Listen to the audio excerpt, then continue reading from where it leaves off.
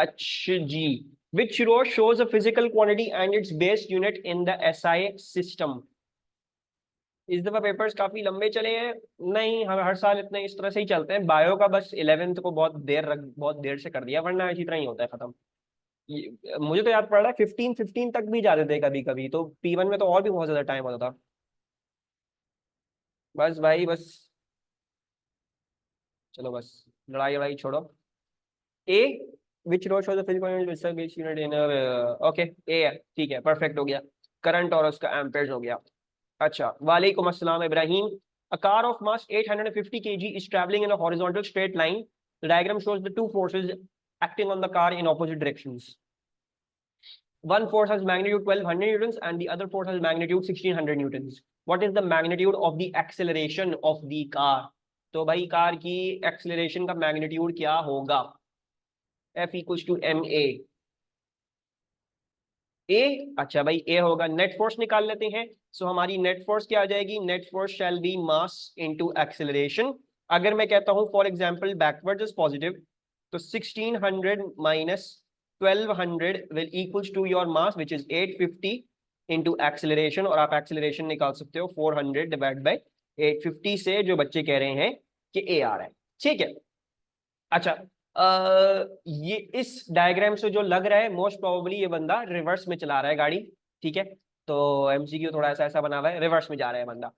अच्छा, acceleration minus में नहीं होगी, नहीं, मेरा कन्वेंशन तो मैंने पॉजिटिव बैकवर्ड ले लिया, तो इसलिए मेरा पॉजिटिव बैकवर्ड में आ गया। तुम्हारी कन्वेंशन तुम्हें बताएगी हमेशा नेगेटिव तब आएगी जब तुमने फॉरवर्ड इज पॉजिटिव लिया होगा। मैंने भी बैकवर्ड इज पॉजिटिव लिया हुआ है। यस, कन्वेंशन, अब जैसी कन्वेंशन बनाओगे उसके हिसाब से तुम्हारा आंसर बिल्कुल परफेक्ट आएगा। चाहे तुम वैसी बनाओ चाहे वैसी बनाओ, आंसर तुम्हारा डायरेक्शन दोनों सूरतों में एक ही आएगा। ठीक है, we can still do that. क्या चीज? Yes yes, you can do, you can take positive as rightwards. तो तुम्हारा आंसर नेगेटिव आएगा, यानी बोल रहा होगा तुम्हें लेफ्ट आ रहा है तुम्हारा आंसर, लेफ्ट वर्ड है तुम्हारी एक्सलेशन। अभी मेरा आंसर पॉजिटिव आया है, इसका मतलब मेरी कन्वेंशन लेफ्ट ही है, तो चाहे जैसे भी कर लो आंसर लेफ्ट ही आ रहा है। हाँ जी, इसी वजह से मैग्नीट्यूड लिखा हुआ है।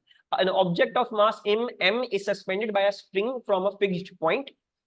The spring has spring constant k. The object is set to vertical oscillations of time period t. Which equation for t is homogeneous with respect to base units? So, which equation do you think is homogeneous? अच्छा, अब इसको solve करना पड़ेगा। तो sadly तुम लोग A2 के बच्चे नहीं हो, वरना ये इक्वेशन याद करनी पड़ती है। तो देख लेते हैं कौन सा होगा। अच्छा, स्प्रिंग कांस्टेंट के यूनिट्स, हमें पहले स्प्रिंग कांस्टेंट के यूनिट्स निकालने पड़ेंगे। तो स्प्रिंग कांस्टेंट के यूनिट्स क्या होते हैं? Force upon extension, right. अब फोर्स क्या होती है? फोर्स हो जाती है kg metre per second square, और एक्सटेंशन क्या जाती है? Metres. So we can cancel the metre and your answer comes out to be kg per second square. अच्छा, दूसरी बात क्या है? एम, एम केजी होगा। ठीक है, एम शैल बी केजी। अच्छा, अब जरा गौर से देखो, क्योंकि हम सारे ऑप्शंस करने बैठ गए कंप्यूट, तो हमें बहुत देर लग जाएगी। ठीक है, अच्छा, the first thing that you need to realise is, क्योंकि मुझे टाइम पीरियड चाहिए यानी सेकंड लेके आना है, मुझे लेफ्ट हैंड साइड पे सेकंड लेके आना है। या बल्कि इस तरीके से कर लो जो मैं तुम लोग को तरीका सिखाया था ना, कि let's do it like this, कि let's say time period is directly proportional to के की पावर पी एंड एम की पावर क्यू। खुद ही आ जाएगा किसकी क्या पावर होनी है और किस तरीके से जो है वो चीजें आनी है। ठीक है, सो दैट मीन सेकंड के क्या होगा? के है के जी पर सेकंड स्क्वायर की पावर पी, और मास की पावर क्यू के जी की पावर क्यू हो जाएगा। Then you will get second will equals to K G P plus Q, and then second minus 2q। ठीक है, अच्छा, so P plus Q will equals to, यहाँ पे कोई kg नहीं है, इसका मतलब kg की पावर 0 है यहाँ पे, so P plus q equals to 0 and minus 2q equals to 1, minus 2q equals to 1। So q तुम्हारे पास आ जाएगा -1/2 और P तुम्हारे पास आ जाएगा हाफ। ठीक है, दैट मीन्स एक सेकेंड, ये उल्टा क्यों आ रहा है? सॉरी, माय बैड, एक सेकेंड गलती हो गई एक, ये पी ये था, that was not P, I did it wrong. So -2p, p ये आ रहा है और q ये आ रहा है। ठीक है, so on basis of that your formula should be d। ठीक है, हाँ p था वो। नहीं नहीं, कंफ्यूज कुछ भी नहीं किया मैंने, देखो इसमें मैंने क्या किया, जो है वो सिंपल मैंने होमोजेनिटी के लिए सॉल्व कर दिया, ठीक है। तो हमारे केजी पर सेकंड पर आ रहा है केजी। एक तरीका क्या है, तुम जो है वो सारे ऑप्शन जो है वो ट्रायल एंड एरर करके देख लो कि क्या मेरे सेकंड और सेकंड बराबर आ रहे हैं, लेकिन वो बहुत ज्यादा टाइम ले लेगा, तुम्हें 4 ऑप्शंस की कैलकुलेशन करनी पड़ेगी। तो उसी कैलकुलेशन को छोटा करने के लिए हमने एक चीज पढ़ी थी, homogeneity driving equations. We learn the concept जिसमें हम ड्राइव करते थे इक्वेशंस। तो मुझे नजर आ रहा है कि चारों के चारों ऑप्शन में क्या है, या तो के है या तो एम है, 2 पाई के कोई यूनिट्स नहीं होने वाले। सो आई नो कि time period is directly proportional to के की पावर पी। अब वो पी माइनस भी हो सकता है, पॉजिटिव भी हो सकता है, कुछ भी हो सकता है, और एम की पावर क्यू। फिर मैंने उनकी यूनिट्स में एक्सप्रेस कर दिया, और मैंने फिर एक्सपोनेंट्स उनके ऊपर एक्सप्रेस कर दी। मुझे पता है के जी की पावर पी प्लस क्यू आ रही है, सेकंड की पावर माइनस 2 पी आ रही है। माइनस 2 पी इक्वल टू 1 हो गया, पावर पावर इक्वेट, पी की पावर माइनस हाफ आ गई। और फिर मैंने p plus q equal to 0 आ रहा था, बिकॉज इधर लेफ्ट हैंड साइड पे के जी की कोई टर्म नहीं थी, राइट, बिकॉज टाइम पीरियड तो सिर्फ सेकंड होता है। तो इसका मतलब है केजी की पावर यहाँ पे क्या होगी, 0 होगी। तो 0 मैंने पी प्लस क्यू के बराबर कर दिया, और मेरे पास क्यू आ गया हाफ साइमल्टेनियस सॉल्व करने के बाद, ठीक है। तो अब मुझे पता चल गया कि जो मेरा क्या कहते हैं मास है, वो जो है वो हाफ है, यानी अंडर रूट है, और मेरा जो पी है वो माइनस हाफ है। यानी that means that time period is basically directly proportional to your k over m, और इसका अंडर रूट। अब तुम्हारा कांस्टेंट जो भी है वो कांस्टेंट वहां पे जाके आता है। डायरेक्टली प्रोपोर्शनल का साइन नहीं है, देखो, अच्छा, इस साइन का मतलब प्रोपोर्शन भी होता है, डायरेक्ट प्रोपोर्शन भी होता है, ठीक है। अगर इनवर्स प्रोपोर्शन भी है हामिद, तो यहां पे पावर माइनस में आ जाएगी, ठीक है। अब मैंने प्रोपोर्शन का साइन क्यों लगाया, सिर्फ इसलिए क्योंकि बिकॉज मुझे कांस्टेंट नहीं पता ना तेरे का। तो I did not just say equate, वो इनकरेक्ट हो जाती। लेकिन अगर तुम लगा भी लेते हो इक्वल टू साइन और सॉल्व उससे भी कर लेते हो, तो कोई मसले की बात नहीं है, as long as you know कि ये करेक्ट मेथड नहीं होगा, तुम्हारा कांस्टेंट नहीं आएगा, ठीक है। तो प्रोपोर्शन सिर्फ इसलिए इस्तेमाल करा, अकाउंटिंग फॉर द कांस्टेंट, क्योंकि मैं कांस्टेंट को नहीं डालना चाह रहा था इन दिस इक्वेशन, सही है। An object of fixed mass is initially at rest at point P. The object then moves away from point P with uniform acceleration. Which statement describes the resultant force acting on object when it is moving? Supposedly हमारे जो है वो ये वाले concept खराब हो गए हैं, बाकी सब कुछ आ गया हमको, लेकिन हम ये वाला कॉन्सेप्ट भूल गए हैं। The object then moves from point P with a uniform acceleration. Uniform का क्या मतलब होता है? What is meant by the word uniform? Uniform का मतलब कांस्टेंट होता है ना, यूनिफॉर्म मींस कांस्टेंट। इधर एग्जामिनर आपको क्या बोलना चाह रहा है, कांस्टेंट एक्सेलरेशन बोलना चाह रहा है मरियम, इक्विलिब्रियम नहीं है इसका मतलब। इक्विलिब्रियम के लिए कांस्टेंट वेलोसिटी होती है या यूनिफॉर्म वेलोसिटी होती है, ठीक है। तो कांस्टेंट एक्सेलरेशन है। अगर आपके पास कांस्टेंट एक्सेलरेशन है तो आपकी फोर्स भी कांस्टेंट होगी, इंक्रीज नहीं कर रही यूनिफॉर्म, ठीक है। यहाँ पे uniform it is written it increases uniformly.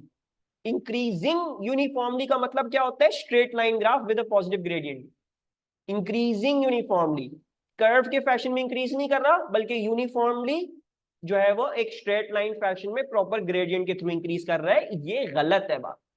यहाँ पे क्या लिखा हुआ है, ऊपर लिखा हुआ है कांस्टेंट एक्सेलरेशन, तो आपकी फोर्स भी कांस्टेंट होगी, यूनिफॉर्मली इंक्रीजिंग नहीं होगी, ठीक है। This is the correct option. अच्छा जी, a projectile is launched at an angle of 25 degrees to the horizontal with a horizontal component of velocity of 13 meter per second. What is the vertical component of the velocity of the projectile when it is launched? तो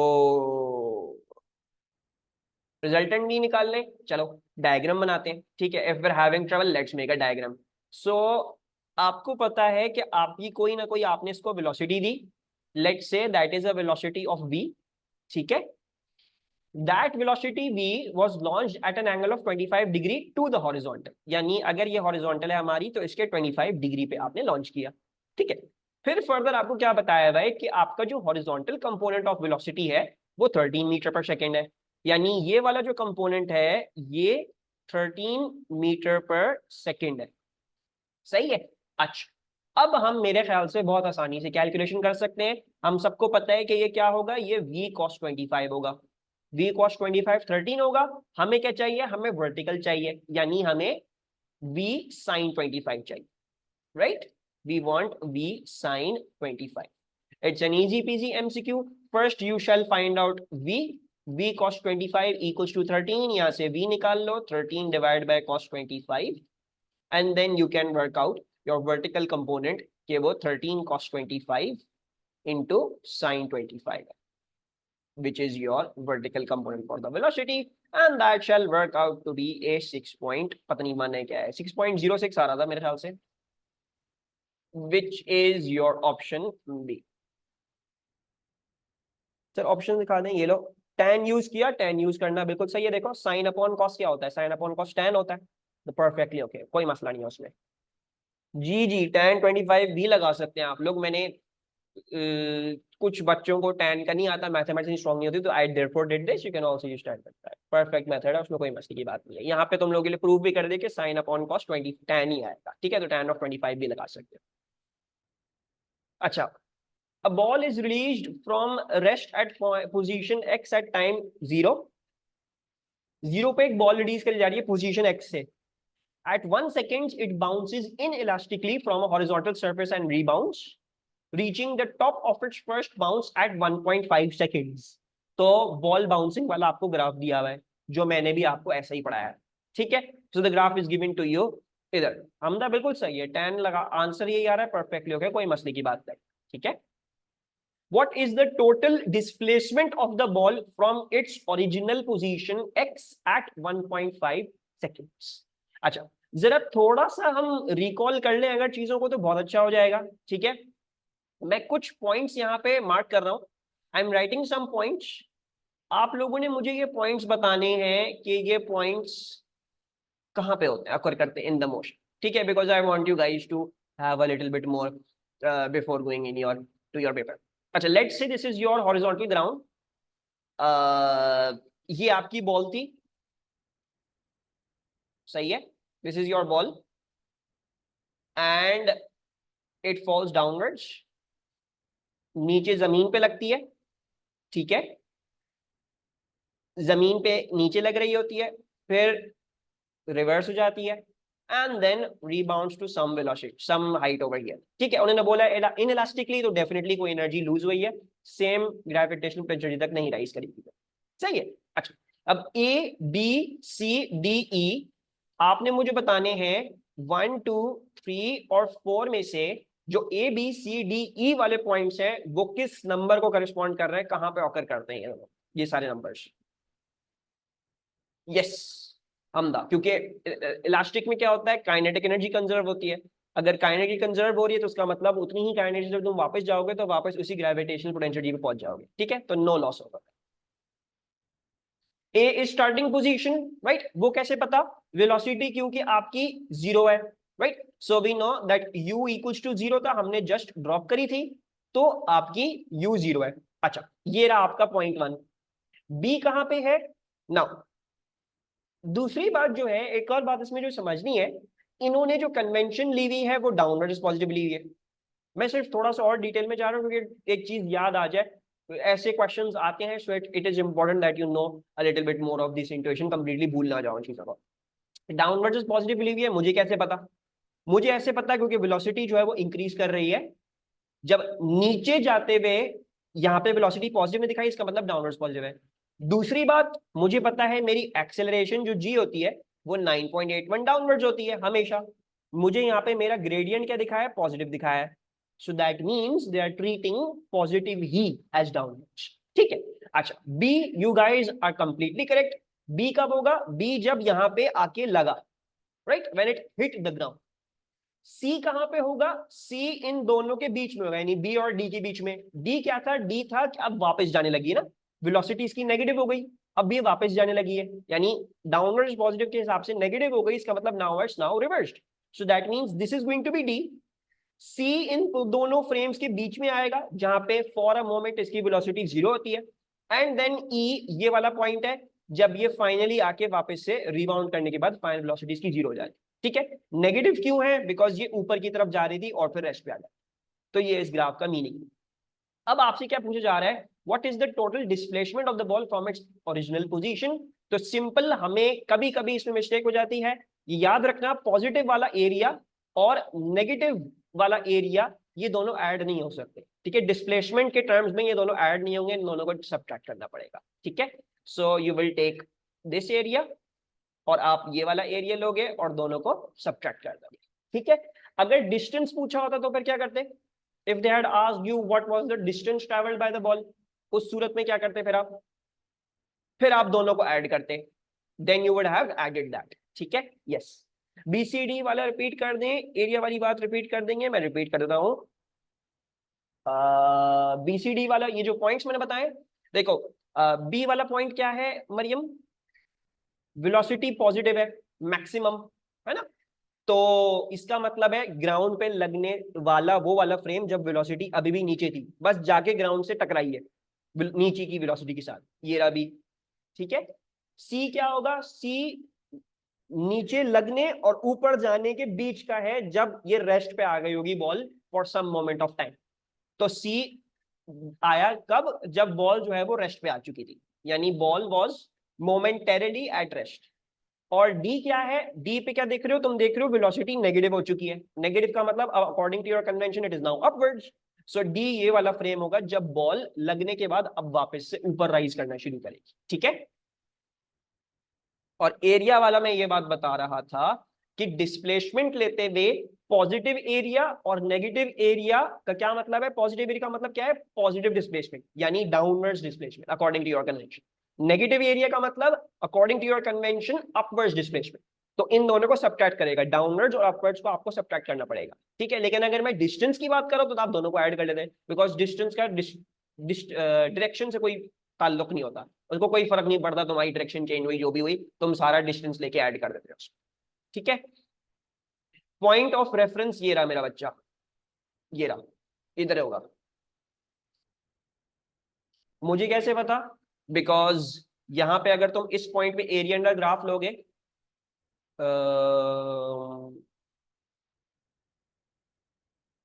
हाँ, तुम अगर इस point पे area under the graph लोगे, नहीं wait wait wait wait, इसका downward है और इसके, हाँ सही है, वही है। पॉइंट ऑफ रेफरेंस तुम्हारा ये रहा, ठीक है। यहीं से शुरू हुआ है, यूजुअली जहां से तुम शुरू करते हो वहीं पे तुम्हारा पॉइंट ऑफ रेफरेंस होता है फॉर डिस्प्लेसमेंट, ठीक है। अच्छा, एरिया याद रखना, एरिया चेंज एंड डिस्प्लेसमेंट है, ठीक है। एरिया एक्चुअल डिस्प्लेसमेंट नहीं है, चेंज एंड डिस्प्लेसमेंट है। ये है पॉजिटिव चेंज एंड डिस्प्लेसमेंट, वो है negative change and displacement. Change and displacement और सिर्फ डिस्प्लेसमेंट जमीन आसमान का फर्क, ठीक है। नहीं नहीं नहीं नहीं, ऐसे नहीं करना, एरियाज पॉजिटिव भी होते हैं, बस तुमने सब्ट्रैक्ट करना है, ठीक है। अच्छा, now let's work out the area. Area one क्या आ जाएगा? Half into base into height, 1 into 10। और एरिया टू क्या आ रहा है? हाफ इंटू 0.5 इंटू 5, ठीक है। So answers are coming out to be 5 और 0.5 इंटू 0.5, 0.25, 0.25 ऑफ 5, 1.25, ठीक है। और 5 माइनस 1.25 बी आ जाएगा आपके पास आंसर। 5 माइनस 1.25 इक्वल्स टू 3.75, सही है। अच्छा, सर अगर कन्वेंशन से करके ऐड करें तो वैसे ही सब्ट्रैक्ट हो जाएगा ना? हाँ, मतलब वही है, बस गलती से ये मत कर देना कि area one minus minus area two करके प्लस करके आ गया गलती से। चीज को क्लियर रखो अपने दिमाग में, भाई एरियाज ये डिफरेंट डिस्प्लेसमेंट दिखा रहे हैं, डिफरेंट चेंज इन डिस्प्लेसमेंट्स, मुझे इनको सब्ट्रैक्ट करना है, ठीक है। मिशाल का क्वेश्चन क्या है? सर सिर्फ छोटा ट्रायंगल नहीं होगी displacement, from the initial position है, ठीक है। क्या देखो क्या पूछा है? From its original position x, यहां से पूछा है, ठीक है।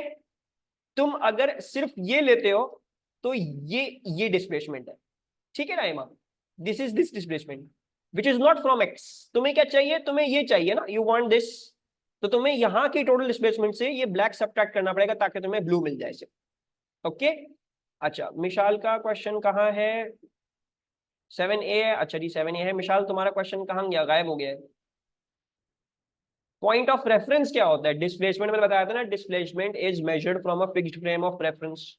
डिस्प्लेसमेंट डिफरेंट है वेलोसिटी एक्सेलरेशन से उस एतबार से कि ये फिक्स्ड फ्रेम ऑफ रेफरेंस से मेजर की जाए, तो इसका positive negative relative to that frame of reference है, सही है। अच्छा, what is the definition of acceleration? Change in velocity per unit time. Already answers आ गए हैं। अच्छा एक second, rate of change of velocity है या change in velocity per unit time? Is it A और is it C? Very good. So A correct है, C wrong है। ठीक है, जब आप रेट बोलते हो ना, बस तो फिर यहां तक डेफिनेशन ओके थी, ये नहीं लिखना था इसके साथ। रेट का मतलब ही टाइम होता है। ठीक है, so that is wrong, C is there for wrong.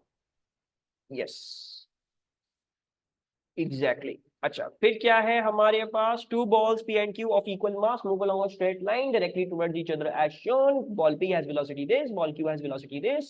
P and Q collide with one another. The collision is perfectly elastic and the total momentum is also conserved. As if बताने की जरूरत है कि हमें पहले ही पता होता है, हमेशा conserved रहता है।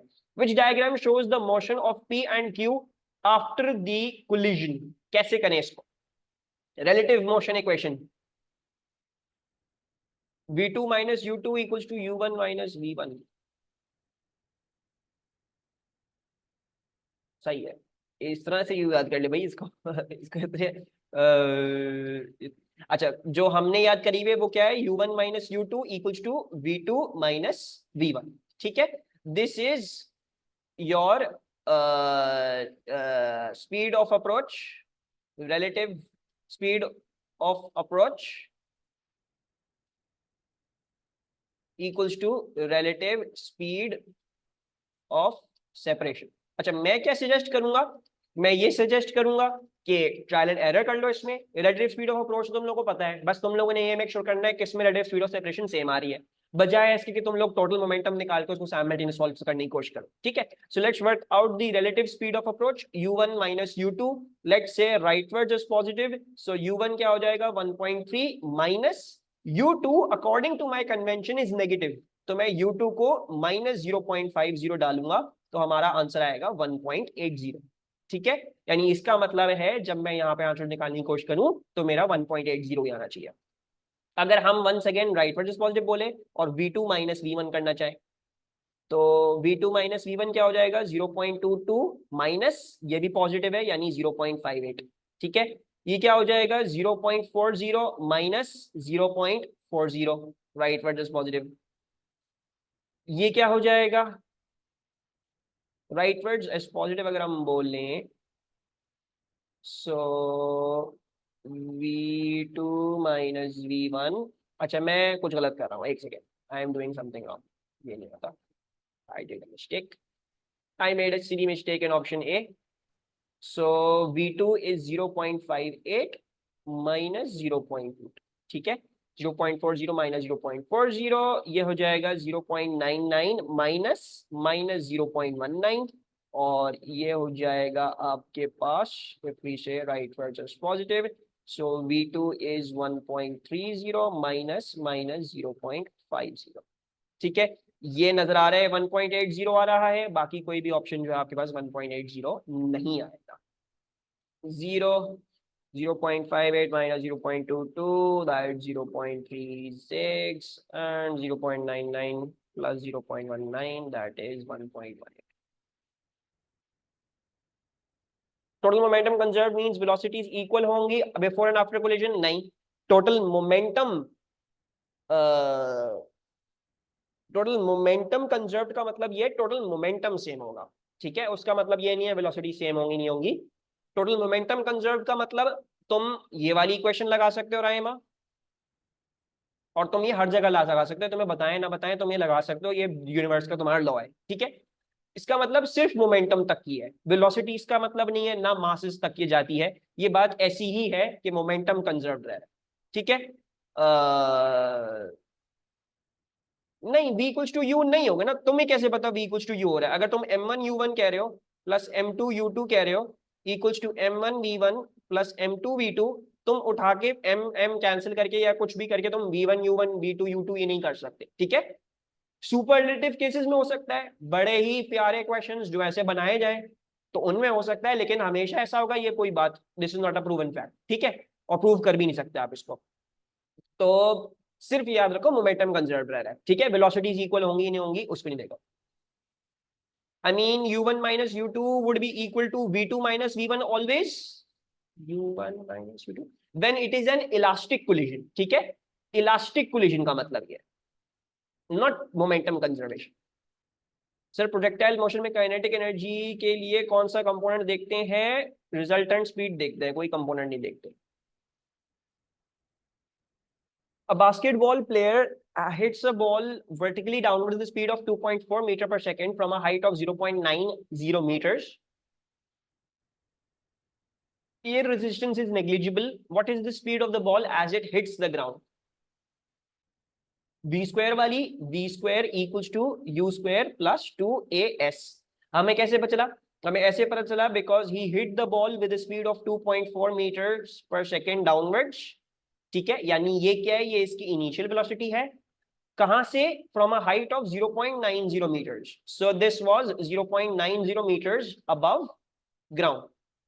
ठीक है, एयर रेजिस्टेंस आपको नेग्लिजिबल बोली हुई है और हम सबको पता है वर्टिकल मोशन हो रहा है, तो we can take g as 9.81 downwards and it's asking you what is the speed with which it hit. हमें टाइम नहीं दिया हुआ, तो एक ही क्वेश्चन बचती है जिसमें टाइम नहीं आता, v square equals to u square plus 2s। v square हम निकालना चाह रहे हैं, let's make a convention, downwards is positive, 2.4 आपका पॉजिटिव में जाएगा, सो 2.4 स्क्वायर प्लस 2, 9.81 भी डाउनवर्ड्स तो वो भी पॉजिटिव में जाएगा, 0.90 भी from the reference point is downward, so that also in positive. और आपने जो है वो फिर फाइनली क्या कर लेना है? अंडर रूट ले लेना है अपने आंसर का। BRF 4.8 metre per second. ठीक है,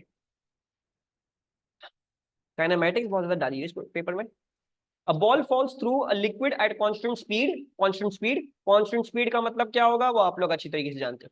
It is acted upon by three forces: an upthrust, a drag force, and its weight. The liquid has a uniform density. Which statement is correct? The drag force, तो हमदा फिर तुम्हारा answer नहीं आना चाहिए ना वो। अच्छा चलो मैं भी बता दूंगा, बी डायग्राम में देख लेना है। इसका मतलब क्या है? इक्विलिब्रियम। कांस्टेंट स्पीड का मतलब स्पीड कांस्टेंट है, अब स्पीड इंक्रीज नहीं करेगी। ठीक है, इक्विलिब्रियम पे पहुंच चुकी है, स्पीड अब इंक्रीज नहीं करेगी। क्या लिखा हुआ है? The drag force increases with increasing depth. Wrong. अगर तुम्हारी वेलोसिटी कांस्टेंट है, यानी तुम्हारी स्पीड अगर कांस्टेंट हो चुकी है, तो तुम्हारी ड्रैग फोर्स भी कांस्टेंट होगी, वो बढ़ नहीं सकती है। ठीक है, the drag force is equal to the sum of the upthrust and the weight. Ball अभी नीचे जा रही है, ठीक है, वेट डाउनवर्ड्स, अपथ्रस्ट अपवर्ड्स, और जैसे मैंने बोला बॉल अभी नीचे जा रही है, तो आपकी ड्रैग फोर्स कैसी होगी? ड्रैग फोर्स को अपोज कर रही होगी, ऊपर की तरफ होगी। ठीक है, सो हम the it will work out to be drag force plus upthrust equals to weight. ठीक है, drag force is not equal to the sum of the upthrust and the weight, drag force equal to weight minus upthrust. That is wrong. The upthrust is constant with increasing depth. That is perfectly okay. Why? Because upthrust can be given by rho gv, rho of the fluid, g and volume of the object submerged। अगर object का volume जो है वो submerged constant रह रहा है, तो upthrust change नहीं करेगी। So that is C, the weight is greater than the sum of the drag force and the upthrust. अगर ऐसा होगा तो बॉल एक्सेलरेट कर रही होगी, कांस्टेंट स्पीड में नहीं जा रही होगी। ठीक है,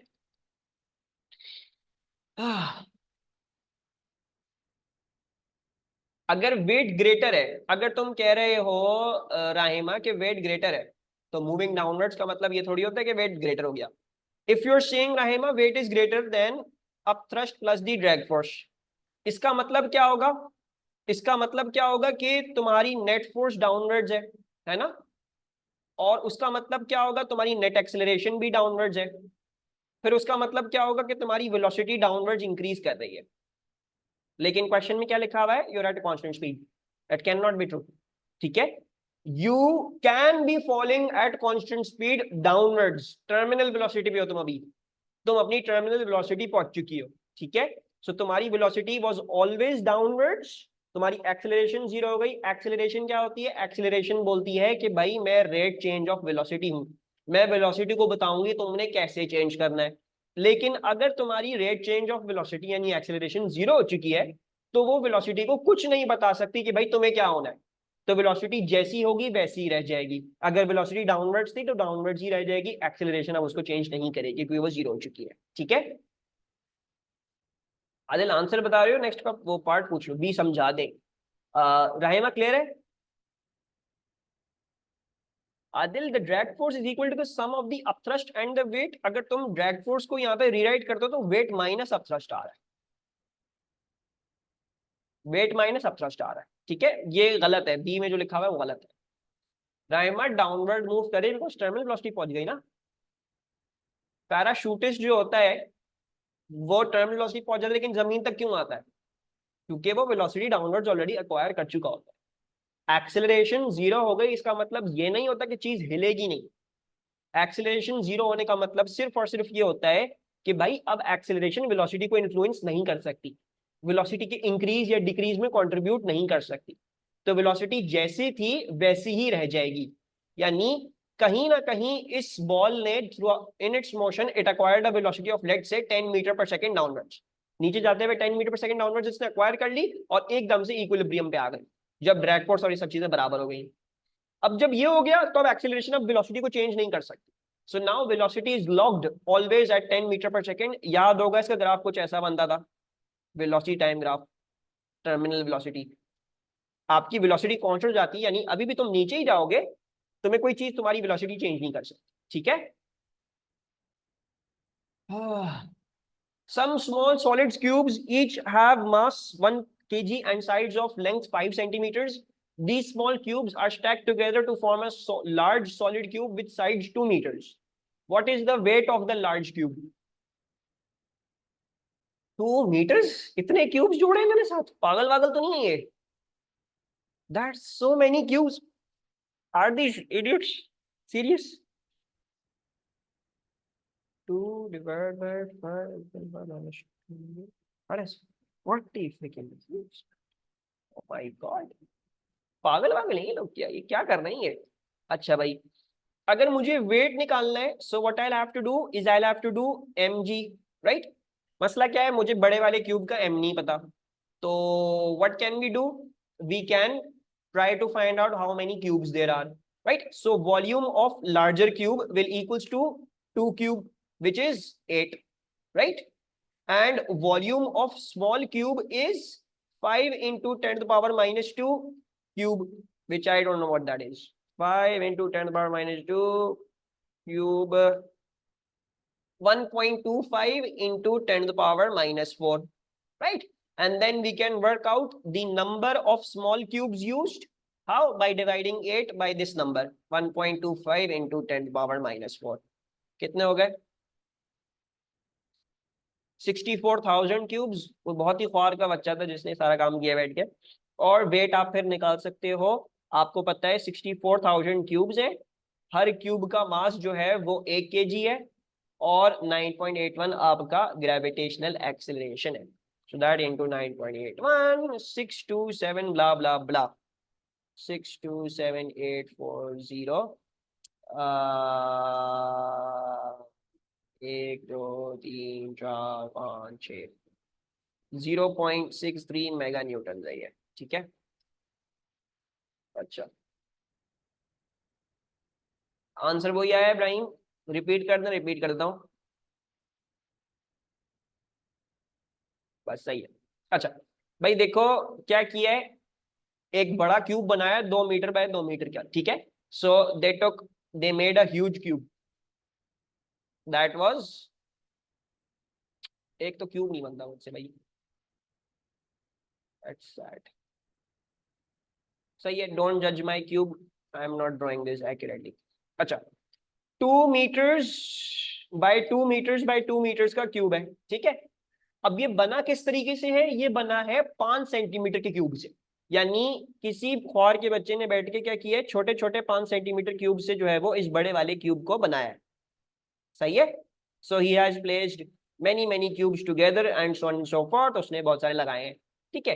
now what I am trying to do is I am trying to find out भाई कितने छोटे क्यूब इस्तेमाल कर लिए, जो भी था ये ख्वार का बच्चा, I want to find out that how many small cubes has he actually used, सही है। तो अब वो कैसे निकालेंगे, तरीके बहुत सारे इसको करने के, मैंने एक तरीका किया, मैंने बड़े वाले क्यूब का वॉल्यूम निकाल लिया कि उसका वॉल्यूम क्या है, और मैंने एक छोटे क्यूब का वॉल्यूम निकाल लिया कि उसका वॉल्यूम क्या है, फिर मैंने बड़े क्यूब के वॉल्यूम को डिवाइड कर दिया छोटे क्यूब के वॉल्यूम से, ताकि मुझे मिल जाए कि कितने छोटे क्यूब इस्तेमाल हुए, राइट।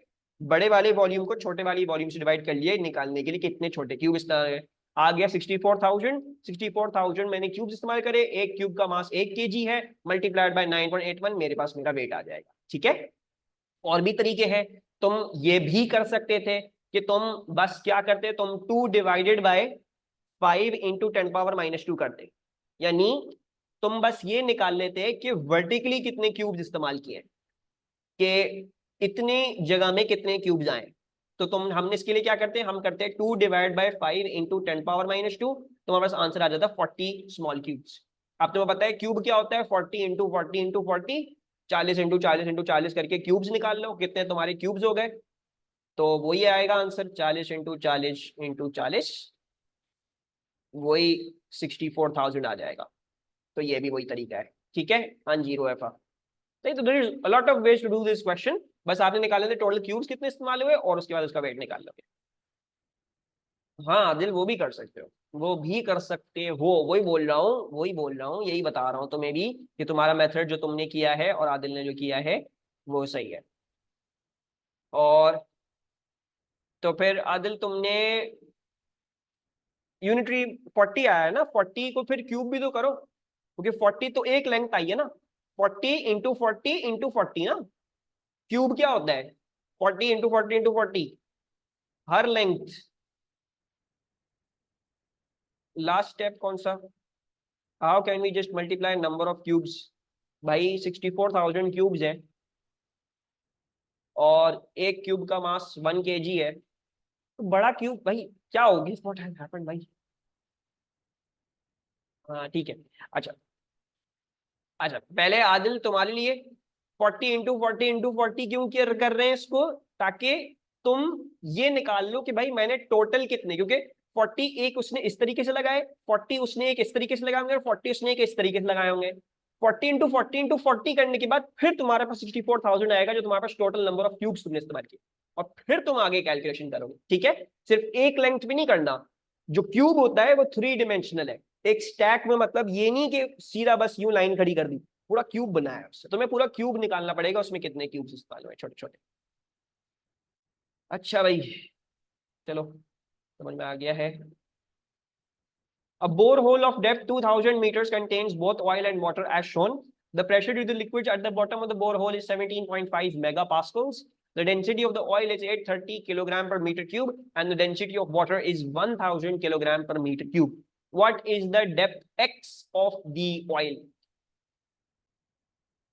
यहां पे वो कह रहे हैं आपको 17.5 मेगा पास्कल्स फील हो रहा है, right, you're feeling 17.5 mega pascals. मेरे को पता था जो नीचे वाला प्रेशर होता है वो क्यों फील होता है, बिकॉज उसके ऊपर फ्लूइड है और उस फ्लूइड का वेट एक्ट कर रहा है, right. So this 17.5 mega pascals is being felt because of this rho g h and this rho g H.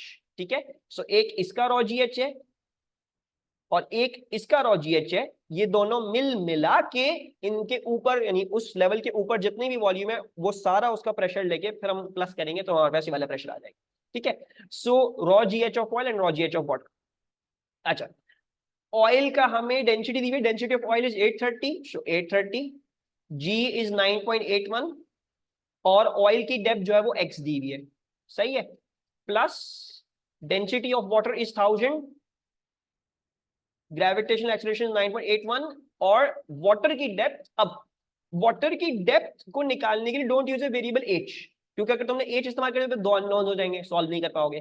तो क्या करो उसके लिए, तुम 2000 में से एक्स सब्ट्रैक्ट कर लो ताकि एक ही वेरिएबल रहे तुम्हारे पास। सो 2000 माइनस एक्स कर लिया, ठीक है, and now you can solve for x whatever it comes out to be. तो 17.5 इंटू 10⁻6, मिशाल कह रही है डी आ रहा है, let's see, 830 into 9.81, 8142.3x plus 1000 into 9.81, 2000, तोबा, that's a huge number, 1.962 into 10⁻7 plus 9810x, and now you can solve for that. So solve कर लो for x. अब तो मैक्स के लिए सॉल्व कर लेते हैं। सो 1.75 into 10 power 6 minus 1.962 into 10 power 7 divided by 8142.3 minus 9810 10715 meters। कुछ गलत आ रहा है ना, ये मैंने ऊपर कुछ कैलकुलेशन गलत करी है। 1 2 3 4 5 6 है, ये सही है। सो वही गलत हुआ था, ये 6 है। सो 1071.5 आएगा, विच इज, मैं क्या गलत कर रहा हूँ, 1270 आ रहा है। व्हाट इज दिस बकवास। 1000 इंटू 9.81 इंटू 2000 दैट इज 1 2 3 4 5 6 7 सही लिखा था। अच्छा, इसको ऐसे लिख लेते हैं, 19.62 लिख लेते हैं, सही है। Let's solve now. So 17.5 minus 19.62 into 10 की power 6 divided by 8142.3 minus 9810. And that is 1271 meters, which is option D. Repeat first step. अच्छा, और repeat first step क्या है? First step कुछ भी नहीं है। First step ये है कि मारिस, अगर तुम्हें याद हो कि अगर मैं तुमसे बोलूं भाई इस लेवल का प्रेशर निकाल दो, तो वो निकालने के लिए तुम्हें पूरी ऊपर की कहानी लेनी पड़ती है। तो वही किया है, तुम्हें बताया भाई कि भाई 17.5 मेगा पास्कल सबसे नीचे है, तो इसका मतलब है सारा ऊपर का प्रेशर जो है वो कॉज कर रहा है तुम्हें 17.5 मेगा पास्कल। ठीक है, तो तुमने ऑयल का रॉ जीएच ले लिया और तुमने वाटर का रॉ जीएच ले लिया, और तुम्हारे पास तुम्हारी मतलब raw gh of oil, raw gh of water तुमने प्लस कर दिया और 17.5 के बराबर कर दिया। ठीक है, बस इसमें एक और ट्रिक थी, 2000 माइनस एक्स कर देना for the depth of water, ताकि दो अननोन्स ना आए तुम्हारे पास। सही है। अच्छा, और क्या है, 1 एटीएम लेंगे या नहीं? नहीं नहीं, इसमें लिखा हुआ नहीं है, इसमें ऊपर लिखा हुआ नहीं कि ओपन टू द एयर था या क्या था, जो भी था, should not going to take 1 atmosphere. बस इतनी इंफॉर्मेशन करा दो। अच्छा, a rod is pivoted at one end. Initially the angle theta of the rod, sir -9810 x कहां से आया? 1000 इंटू 9.81 इंटू -x, यानी 9810 इंटू -x माइनस 9810 x बन जाएगा ना। अलजेब्रा करना है ना, अलजेब्रा कर लेना। तुम यहाँ पे तुम x को ऐसी कॉमन ही ले सकते थे, ठीक है, तुम खोल लो उसको फिर वैसे कर लो। और भी तरीके हैं इसको करने के, there is a lot more ways to do algebra, but ये एक तरीका है। अब जैसे तुम्हारा दिल चाह रहा हो करने को। A rod is pivoted at one end. Initially, the angle theta of the rod is to the horizontal is 0 degrees. The weight of the rod causes a moment about the pivot. The rod is then rotated in the vertical plane so that the angle theta of the rod increases from 0 degree to 180 degree. Which graph shows the variation of m with theta? अच्छा, क्या बोला जा रहा है, एक rod है आपके पास जो एक एंड पे पिविटेड है, it is pivoted at one end, so let's say the pivot exists over here. सही है। पहले क्या बोल रही है, initially the angle of the rod to the horizontal is 0 degree, यानी मतलब हॉरिजॉन्टल दी बिल्कुल। सही है। The weight of the rod causes a moment M about the pivot, यानी अगर हमारा वेट है यहाँ पे तो it is being multiplied by the distance causing a moment. सही है। अच्छा, the rod is then rotated in the vertical plane so that the angle theta of the rod increases from 0 degree to 180 degree। 180 degree का मतलब क्या होगा, पूरा घुमा के ऑपोजिट ले गए, यानी from here it was rotated and brought to over here, ये होता है 180 degree. so the rod is now going to be like this। सही है, it's like this, वापस से हॉरिजॉन्टली हो गई है। अभी भी वेट वहीं पे होगा और अभी भी डिस्टेंस डी मल्टीप्लाई होने के बाद आपके पास आपको एक मोमेंट मिल रहा होगा। ठीक है, they are asking you what is the graph of the moment with theta, theta के साथ मोमेंट का ग्राफ कैसा बनेगा। अच्छा अच्छा, बस सही है। मोमेंट तो कांस्टेंट रह रहा है, नहीं मोमेंट कांस्टेंट नहीं रहेगा। देखो तुम क्या कर रहे हो, तुम एंगल बढ़ा रहे हो 0 डिग्री टू 180 डिग्री लेके जा रहे हो। ठीक है, let's try to make a general equation. सही है।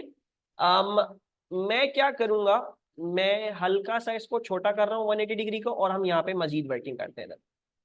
ठीक है, लेट्स से हम 180 डिग्री तक नहीं लेके गए, लेट्स से हम किसी एंगल थीटा पर ले गए, इतने एंगल पर ले गए हम, ठीक है, सम इतने एंगल पे, राइट। अब एंगल क्या होगा with the horizontal, let's say that is theta, the angle with the horizontal we can say as theta, सही है। अब मोमेंट निकालने की कोशिश करते हैं। अब मोमेंट की इक्वेशन क्या बनेगी, अच्छा, वेट W वहीं से एक्ट कर रहा है, लेकिन अब हमें वेट के कंपोनेंट निकालने पड़ेंगे। एक ये वाला कंपोनेंट होगा which acts like this, and one component will be like this which acts like this. Angle with the horizontal दिया हुआ है, तो हॉरिजॉन्टल के साथ ये वाला एंगल, प्लेन का एंगल, ये क्या दिया हुआ है आपको, ये आपको थीटा दिया हुआ है, right, that is given to you as theta. अच्छा, अब इसको ऐसे ही करूं, तुम लोगों को समझाऊं या और कोई आसान तरीका है? दिस इज थीटा, सही है। Okay, now I can find out this angle, कैसे, एनी आइडियाज? ये पूरा 90 डिग्री होगा हॉरिजॉन्टल और वर्टिकल के बीच में, so this angle is 90 minus theta, right. Now I can resolve it in components. ये वाला एंगल हो जाएगा W cos 90 माइनस थीटा, और ये वाला एंगल हो जाएगा W sin 90 minus theta, right. अब you know that this will become W sin theta, cos 90 minus theta is sin theta, and sin 90 minus theta is cos theta. ये क्यों करी derivation? इस डेरिवेशन की जरूरत नहीं भी थी, तुम लोगों को वैसे ही पता है। अगर मैं तुम लोगों को इंक्लाइन प्लेन देता हूं और तुम्हारा ये एंगल विद दी हॉरिजॉन्टल दिया हुआ होता है, तुम लोगों को पता है the end the one with the slope is sin theta and the one that is opposite यानी perpendicular to the slope is always given by a cos theta, ठीक है। सो वो वही है, वो डेरिवेशन आप अगर आपको याद नहीं भी है तो यहाँ पे भी यही रूल अप्लाई होगा।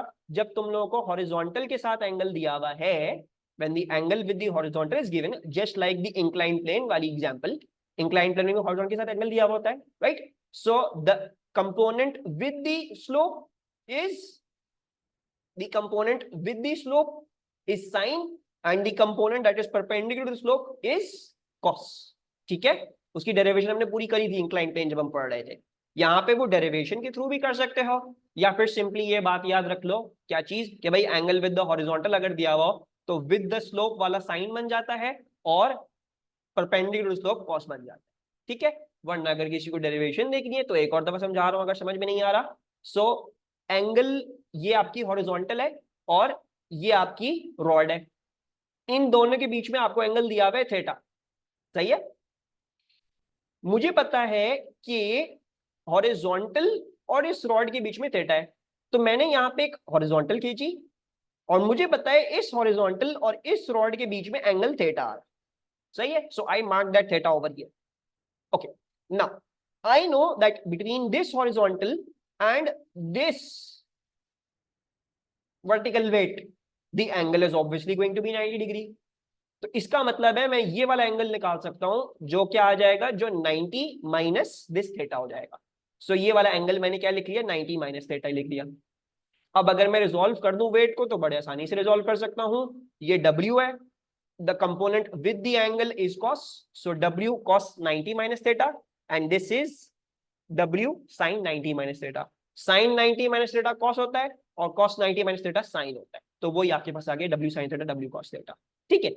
तो बात जो हमने इधर समझनी है वो ये बात समझनी है कि मोमेंट जो है वो आपका वो W sin theta, sorry W cos theta into this distance d के बराबर, what ever this distance d is, ठीक है। W cos थीटा परपेंडिकुलर वाला है और उसको डिस्टेंस d से मल्टीप्लाई कर दूंगा तो मेरे पास मेरा मोमेंट आ जाएगा, सही है। So the first thing is that the graph is going to be in a curve shape. आपका जो मोमेंट की वेरिएशन है with your theta that is in a cos wave form, ठीक है। d will remain same, yes, distance d तुम्हारा same रहेगा ना। तुम अगर तुम्हारा वेट यहां से एक्ट कर रहा हो, अगर तुम रॉड को हिलाओगे भी तो वेट उतने ही डिस्टेंस से एक्ट करेगा, बस अब वो एंगल के साथ चेंज हो रहा है, मतलब the distance d is same magnitude उसका सेम है, बस ओरिएंटेशन डिफरेंट हो रही है, दैट्स ऑल। ठीक है, सो मोमेंट कांस्टेंट नहीं रह रहा बिकॉज एंगल आ रहा है, W cos थीटा बन रहा है वो। ठीक है, दूसरी बात, मोमेंट ऐसा भी नहीं होगा, क्यों? बिकॉज अगर तुम इधर से देखो तो ये क्या बनेगा, ये एंटी क्लॉकवाइज मोमेंट बनेगा, राइट? बल्कि नहीं, ये क्लॉकवाइज बनेगा, this will be A clockwise moment.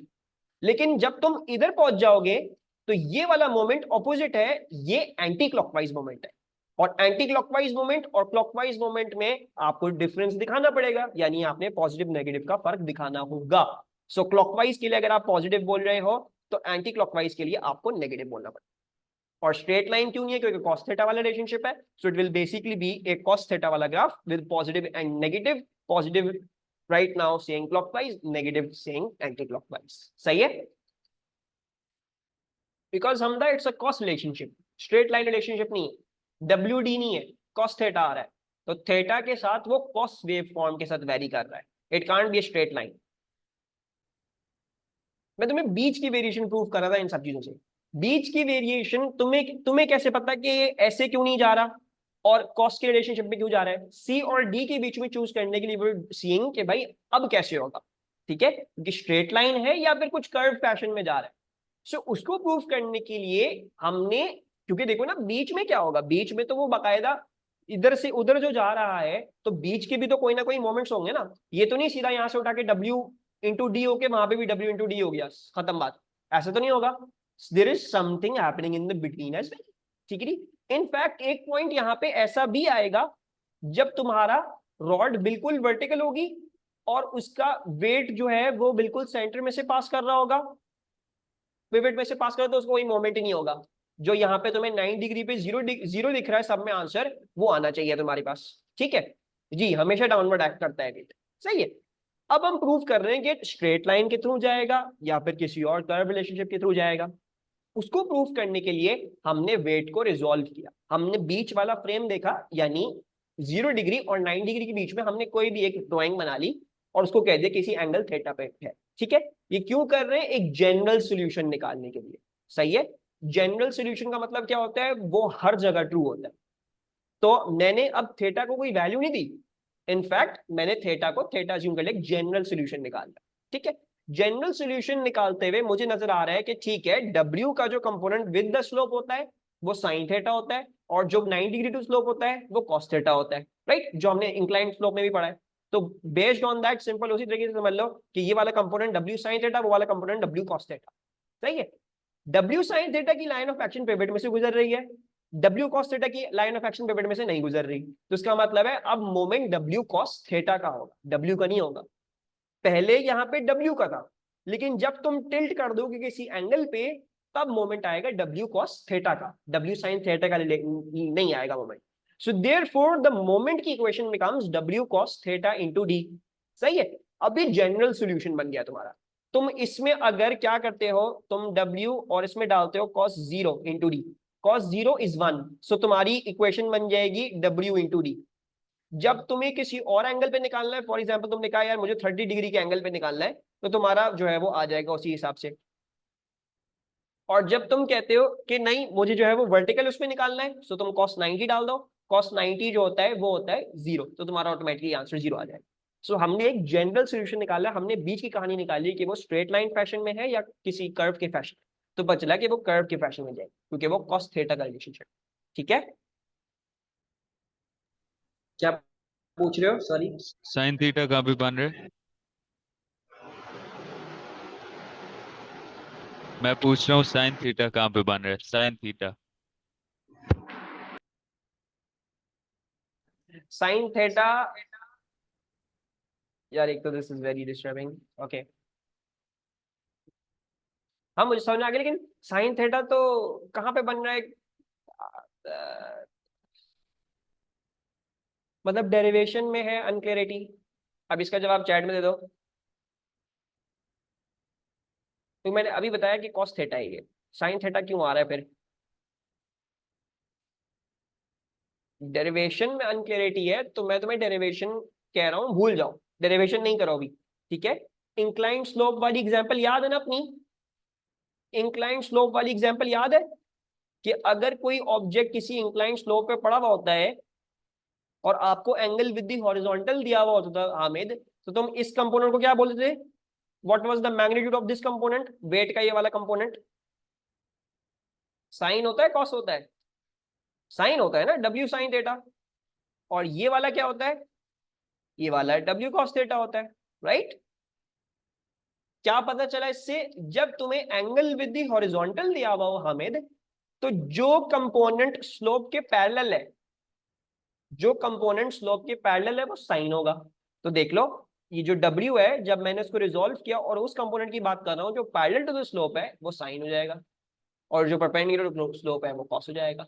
वही प्रूफ जो तुम इंक्लाइंड स्लोप में करते आते हो, बिकॉज तुम्हें हॉरिजॉन्टल साइड एंगल दिया हुआ है। ओके, अच्छा, और कोई सवाल बच्चों?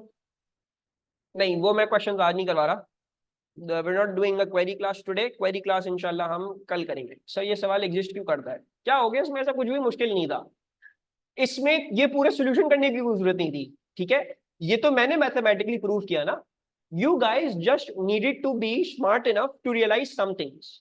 First thing was clockwise anti clockwise को डिफरेंशिएट करना है, उसकी मदद से और भी तो कैंसिल आउट कर सकते हो, पॉजिटिव नेगेटिव होगा आंसर, ठीक है? दूसरी चीज ये थी कि बस ये आइडेंटिफाई करना भाई स्ट्रेट लाइन में करेगा या किसी कर्व फैशन में करेगा, राइट? सो कर्व फैशन में मेरे ख्याल से बहुत आसान था उसके आगे तो, क्योंकि तुम लोगों को पता चलना था कि भाई यहाँ पे कोई कंपोनेंट होगा।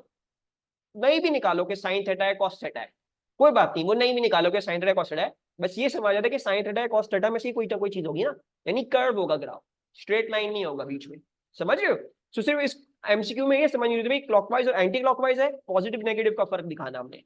दूसरी बात ये दिखानी थी कि बीच में स्ट्रेट लाइन में नहीं डिक्रीज करेगा वो, या स्ट्रेट लाइन में नहीं चेंज करेगा, बिकॉज वेट का कोई ना कोई कंपोनेंट मोमेंट बना रहा होगा फिर, और कंपोनेंट्स या तो कॉस थीटा में होते हैं या तो साइन थीटा में होते हैं, इसके अलावा तो किसी फॉर्म में होते ही नहीं है। उसका मतलब है फिर कर्व फैशन में ही जाना चाहिए था हमारा मोमेंट, वो स्ट्रेट लाइन नहीं जा सकता, ठीक है?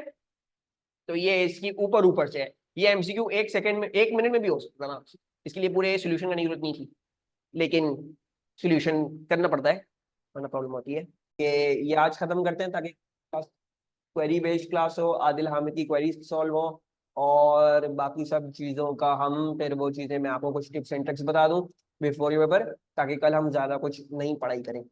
A hinge trapdoor is held closed in the horizontal position by a cable. Three forces act on the trapdoor: the weight W of the door, the tension T in the cable, and the force H at the hinge. Which list gives the three forces in increasing order of magnitude? तो कौन सी list आपको increasing order of magnitude में चीजें बताएगी? मशहूद कह रहे हैं सी, अब्दुल हादी कह रहे हैं बी, आदिल भी कह रहे हैं सी।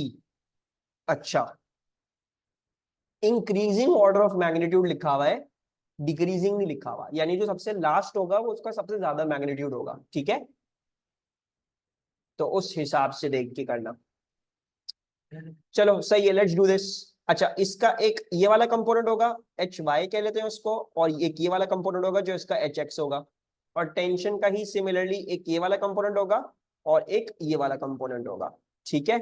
सो T Y and then T X. अच्छा, अब हमें क्या पता है कि T Y equals to H Y plus W, right? So that means tension is the greatest from all of them, the tension should be the greatest. So मेरे ख्याल से हमें और कुछ देखने की भी जरूरत नहीं है, सी अनडाउटेडली सही होगा।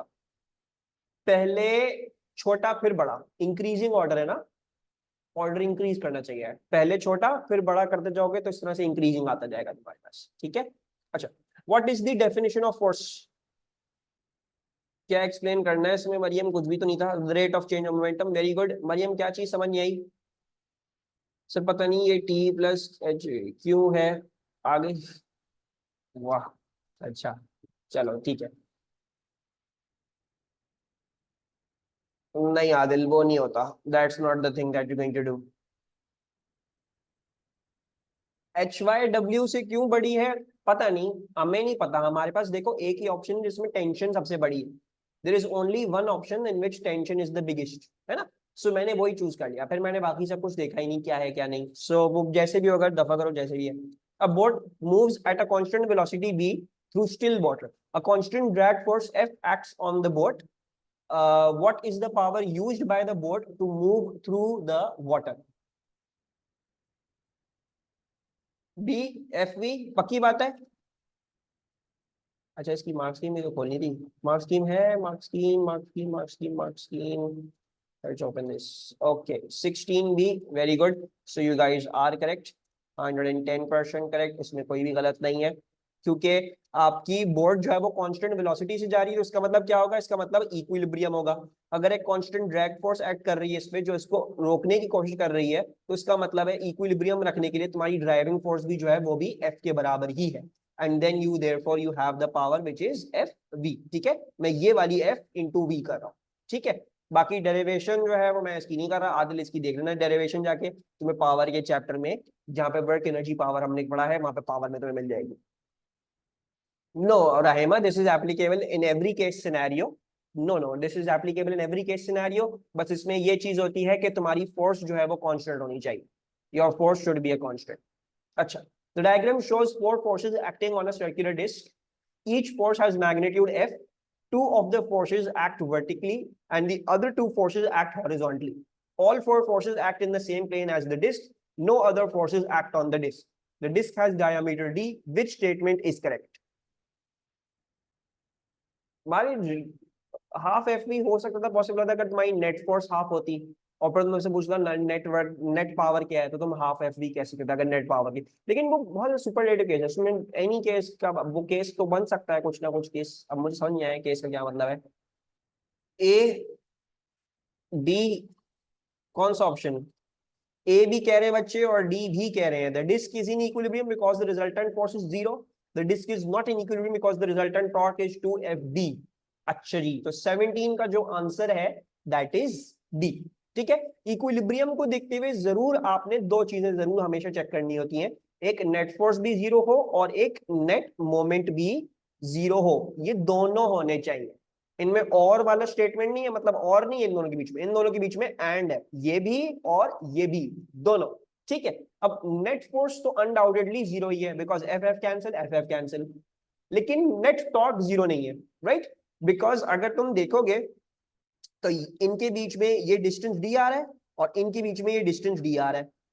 ये क्लॉकवाइज टॉर्क है, ये भी क्लॉकवाइज टॉर्क है। तो ये दोनों क्लॉकवाइज क्लॉकवाइज ऐड अप हो जाएंगी, तो तुम्हारी टोटल टॉर्क क्या हो जाएगी? तुम्हारी टोटल टॉर्क 2FD हो जाएगी। ठीक है, so it is the disc is not in equilibrium because the resultant torque is 2FD। ठीक है, अच्छा देन 4FD नहीं होगा, नहीं 4FD नहीं होगा। टॉर्क का फॉर्मूला जो होता है, टॉर्क का फॉर्मूला होता है one of the forces in the couple multiplied by the distance between the couple. ठीक है राहिमा? And then if you're having two torques, that means 2FD. क्या हुआ दिल? क्यों भाई, क्या हो गया? एक की क्या बनेगी? ए क्यों नहीं? यही तो बताया, the disc is not in equilibrium ना। मैंने कहा ना एंड वाली कंडीशन होनी चाहिए। तुम नेट फोर्स जीरो है, बिल्कुल सही बात है, लेकिन डिस्क फिर भी इक्विलिब्रियम में नहीं है। This is wrong, disc is not in equilibrium. Okay, चलिए। A ball is projected into the air from horizontal ground and follows the path shown in the diagram. At points Q, R, S, and T, the ball has kinetic energies EQ, ER, ES, and ET respectively. The heights above the ground of these 4 points are shown. Air resistance is negligible. Which difference in kinetic energies is the smallest? तो कौन सा difference in kinetic energies must be the smallest? Okay. A or B? B, no idea. Okay. A और B नहीं, एक option रहता है, A और B तो चीटिंग हो गई है। तो अच्छा, अगर हम इसको थोड़ा सा लॉजिकली सोचें, हम इसका आंसर कैसे निकालें? ठीक है, how are we going to calculate this answer? हमें पता है दैट इसमें क्योंकि एयर रेजिस्टेंस नेग्लिजिबल है, सो therefore delta K E will be equals to delta GPE। ठीक है, ऊपर जाते हुए हम सबको पता है काइनेटिक एनर्जी डिक्रीज करती है तो ग्रेविटेशनल पोटेंशियल इंक्रीज करती है, और नीचे जाते हुए ग्रेविटेशनल पोटेंशियल डिक्रीज करती है तो काइनेटिक एनर्जी इंक्रीज करती है, राइट? तो आपकी काइनेटिक एनर्जी जब कम होगी तो ग्रेविटेशनल पोटेंशियल बढ़ेगी, और जब ग्रेविटेशनल पोटेंशियल कम होगी तो काइनेटिक एनर्जी बढ़ जाएगी। ठीक है, अब हमें ये निकालना है कि कौन सा डिफरेंस काइनेटिक एनर्जीज में सबसे स्मॉलेस्ट है। आई होप इस बात को समझ रहे हो कि अगर मैं kinetic energy final minus kinetic energy initial कर रहा हूं तो वो बेसिकली डेल्टा जीपीई के बराबर होगा। सो बेसिकली मैं काइनेटिक एनर्जीज का डिफरेंस का अंदाजा कैसे ले सकता हूं, डेल्टा जीपीई से। और डेल्टा जीपीई का कैसे अंदाजा ले सकता हूं, mg डेल्टा एच से। बेसिकली इस टर्म से, द डेल्टा एच से, कि भाई जिसमें सबसे कम हाइट का डिफरेंस होगा उसमें सबसे कम काइनेटिक एनर्जी का चेंज आया होगा, और जिसका सबसे ज्यादा हाइट का डिफरेंस होगा उसमें सबसे ज्यादा हाइट, उसमें सबसे ज्यादा काइनेटिक एनर्जी का डिफरेंस आया होगा। राइट, सबसे पहला ऑप्शन है EQ माइनस ES। EQ और ES को अगर मैं देखूं तो इन दोनों के बीच में सिर्फ और सिर्फ 0.1 का फर्क है। Right, I hope you guys can see that 1.5 minus 1.6, 0.1 का फर्क आया। ES माइनस ER, ES और ER, ES ER में कितना फर्क आएगा, अब मैं यहां लिख रहा हूं सर, इसके बीच में 0.1 है, इन दोनों के बीच में 1.8 माइनस 1.6, 0.2। ठीक है, ET minus EQ, T minus Q, 1.5 minus 1.3, 0.2 once again. And then ET minus ER, T minus R, 1.8 minus 1.3, that shall be 0.5. So therefore, the smallest difference must be 8.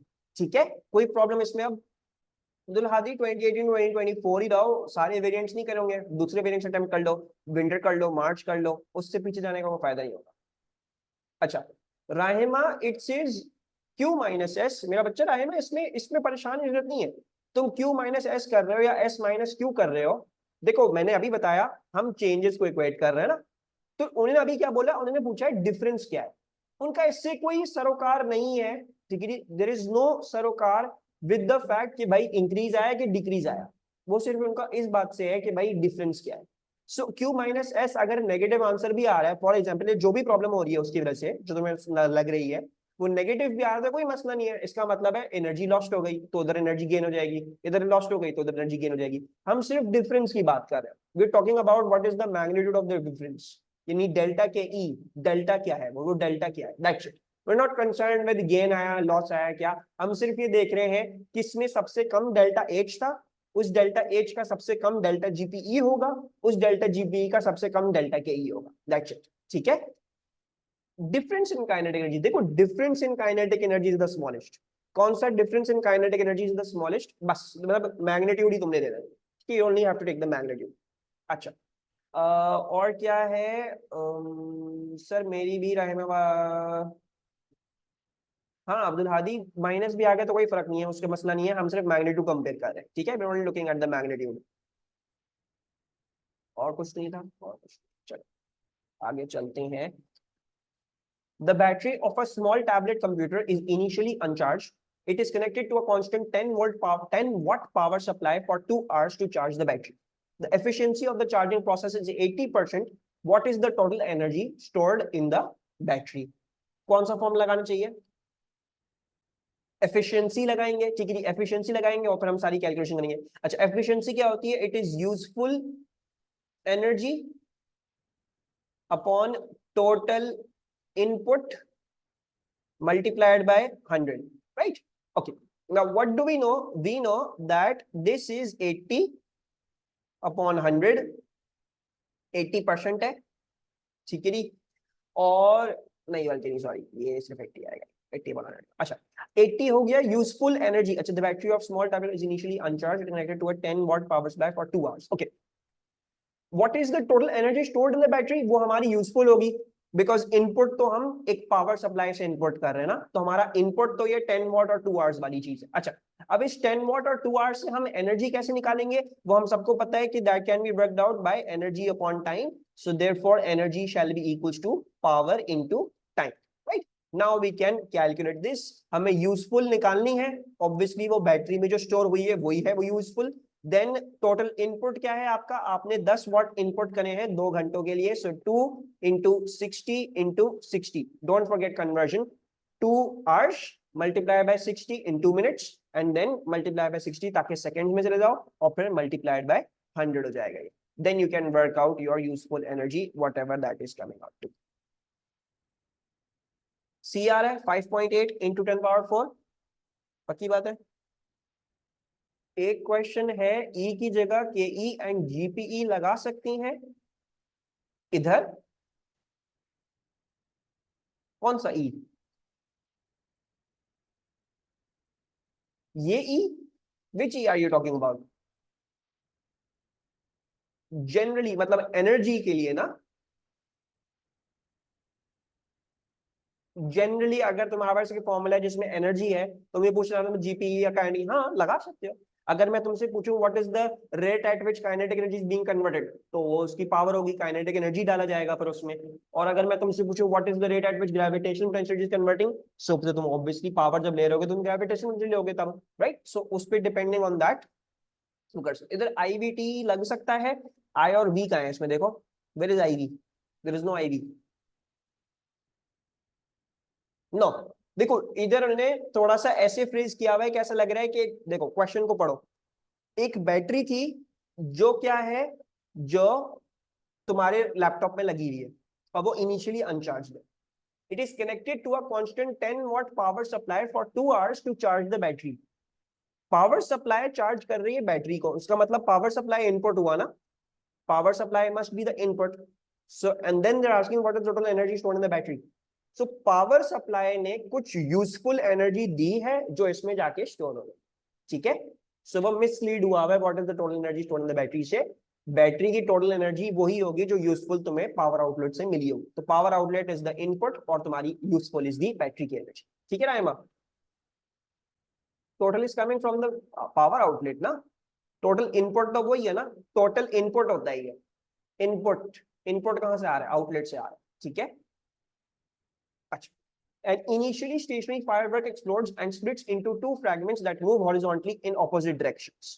The total kinetic energy transferred to the fragments by the explosion is E. One fragment has mass m and the other one has mass 2m.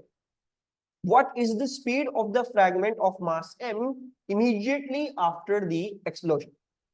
अच्छा सवाल है। Initially stationery firework था, यानी अगर मैं case scenario 1 बनाऊं तो एक फायरवर्क था जो इनिशियली स्टेशनरी था, ठीक है? एकदम से वो स्प्लिट करता है, और स्प्लिट करता है दो फ्रैगमेंट्स में जो हॉरिजॉन्टली चले जाते हैं इन ऑपोजिट डायरेक्शंस।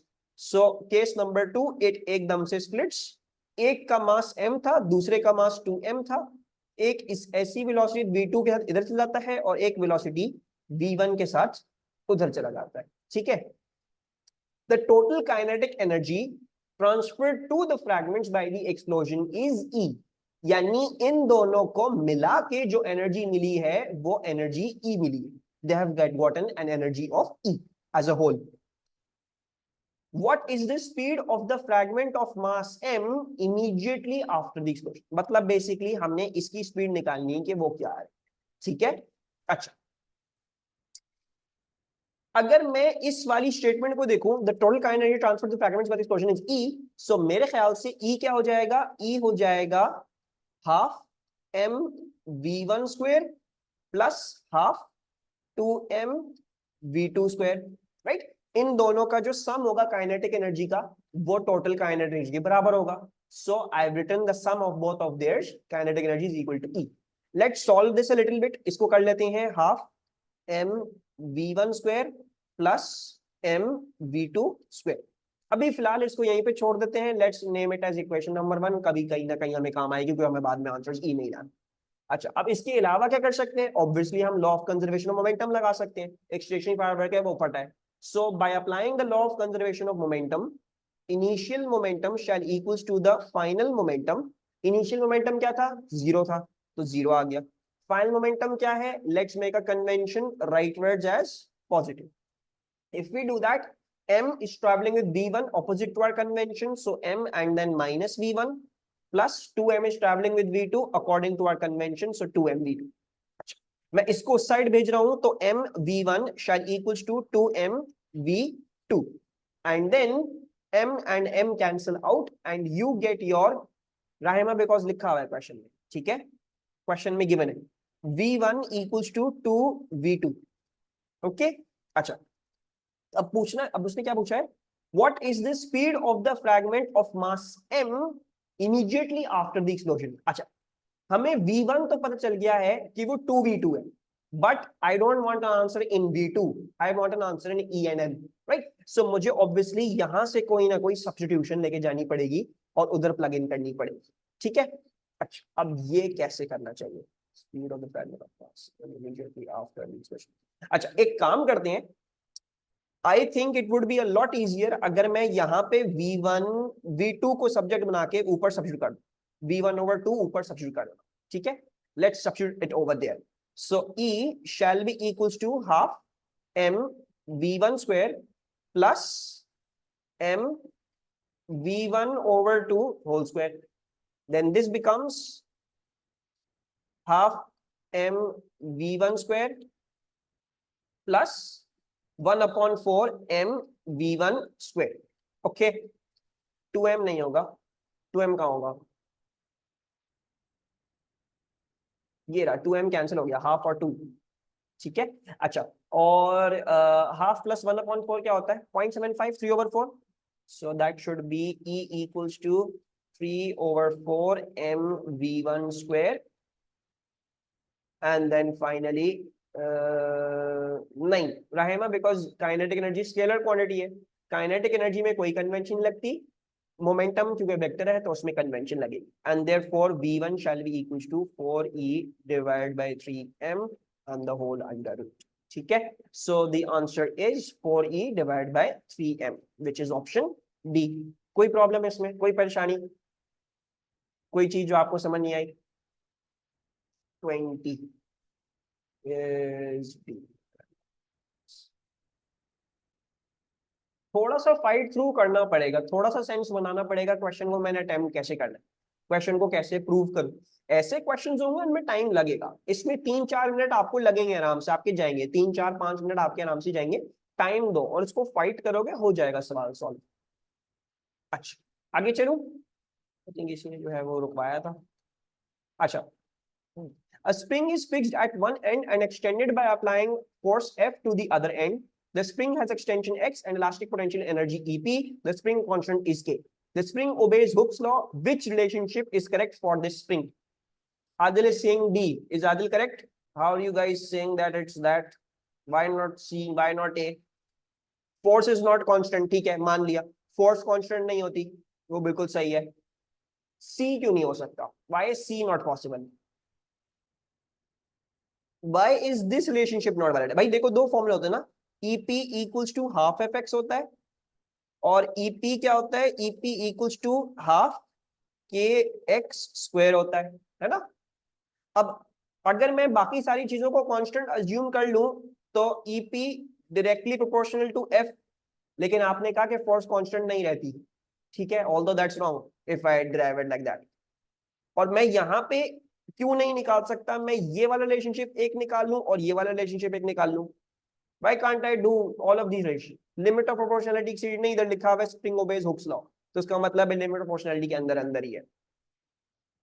ये तुम मुझे बताओ, मैं तो सवाल ये पूछ रहा हूँ मोहम्मद सईद, तुमसे ही पूछ रहा हूँ।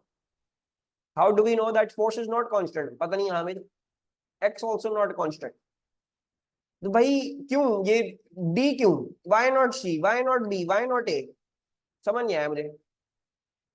सर के चेंज नहीं हो सकते विद ईपीई, सही है, आई कैन एक्सेप्ट दैट। सी होना चाहिए, सी होना चाहिए। स्प्रिंग कांस्टेंट वैरी होता, स्प्रिंग कांस्टेंट कभी वैरी हो, स्प्रिंग कांस्टेंट कांस्टेंट होता है।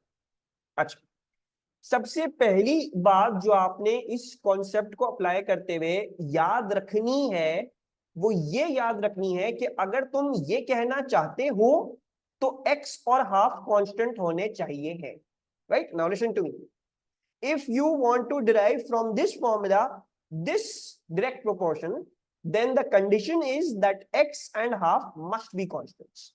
Until unless you prove them to be constants and they prove to be constants of proportionality, आप तब तक इनको हटा नहीं सकते यहां से। और हम सबको पता है हम x को कांस्टेंट नहीं कह सकते, एक्सटेंशन कांस्टेंट नहीं रहती, तुम फोर्स लगाओगे एक्सटेंशन बढ़ेगी, राइट?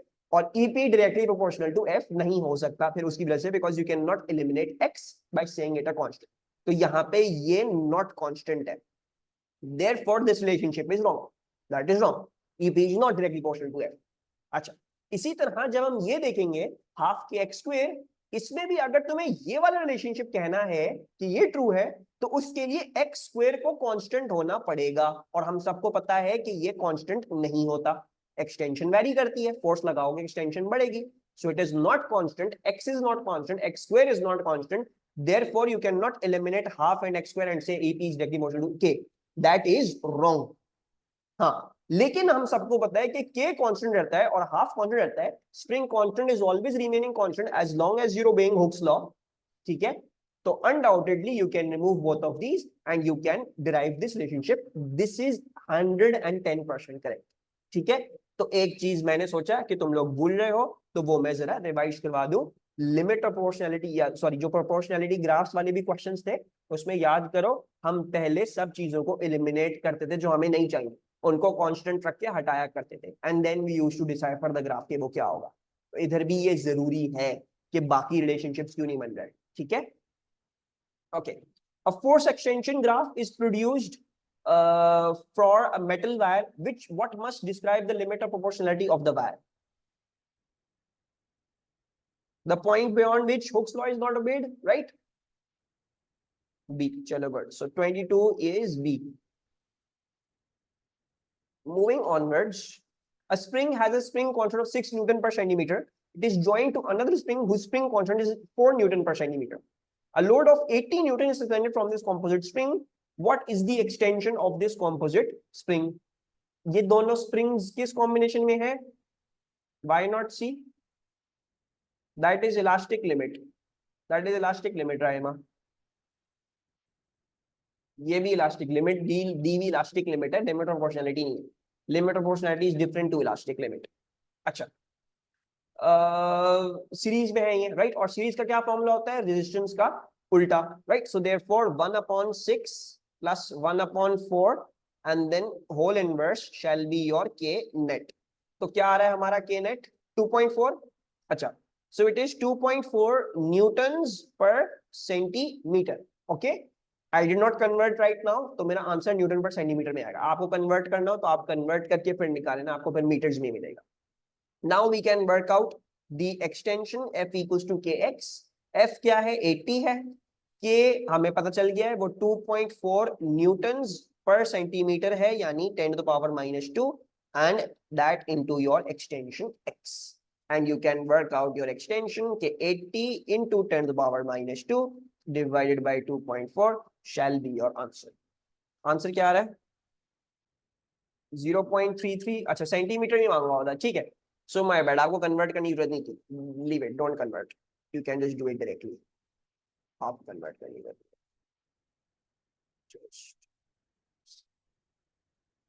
अच्छा जी, the range of frequencies of sound waves emitted by blue whales के लिए फॉर्मूला उल्टा है, जी, रेजिस्टेंस का उल्टा है, रेजिस्टेंस का उल्टा है एग्जैक्टली, पैरेलल वाला सीरीज का है, सीरीज वाला पैरेलल का है, ठीक है?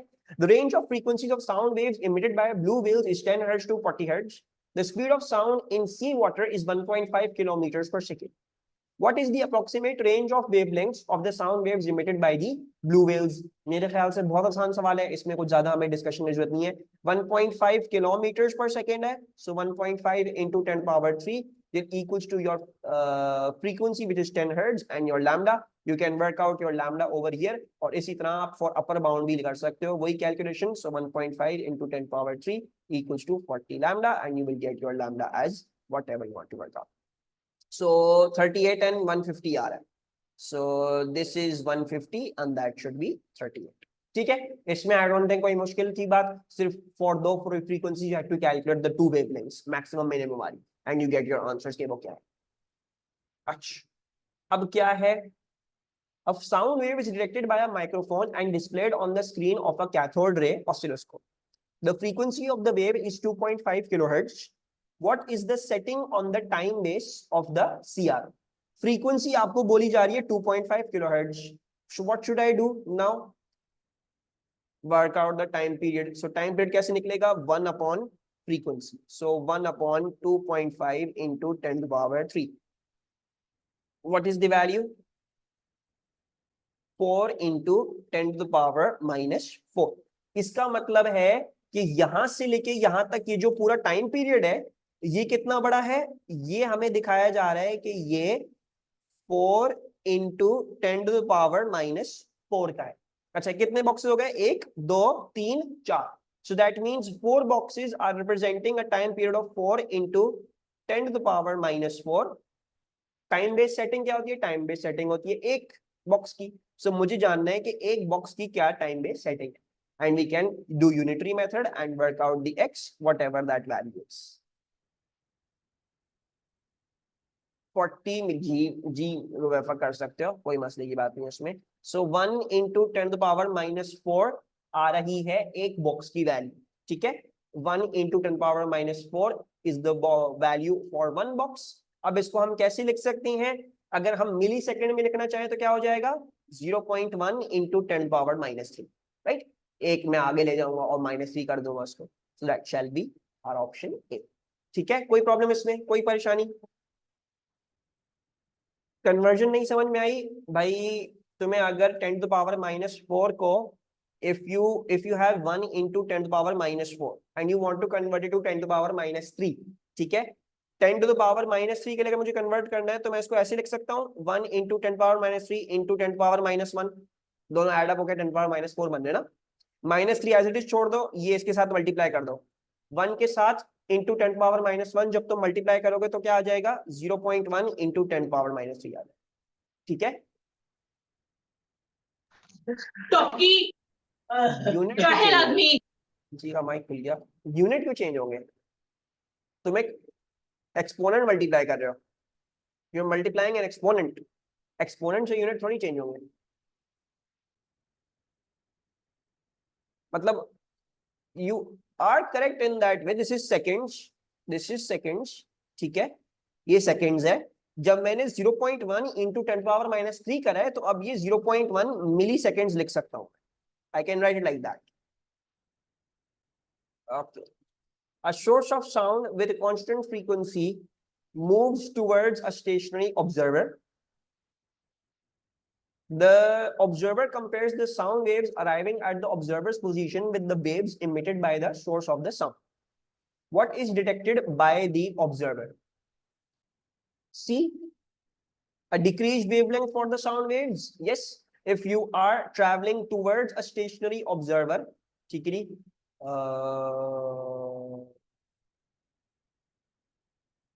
है, a source of sound with constant frequency moves towards a sound wave arriving with the waves emitted by, okay, ठीक है। सो बिल्कुल सही है, आपकी फ्रीक्वेंसी डिक्रीज करती है जब आप कर रहे हो तो अप्रोच करो तो इसका मतलब लैम्डा आपका, सॉरी एक second, sound waves constantly moves towards a stationary observer. The observer compares the sound waves arriving at the observer's position with the waves emitted by the source of sound.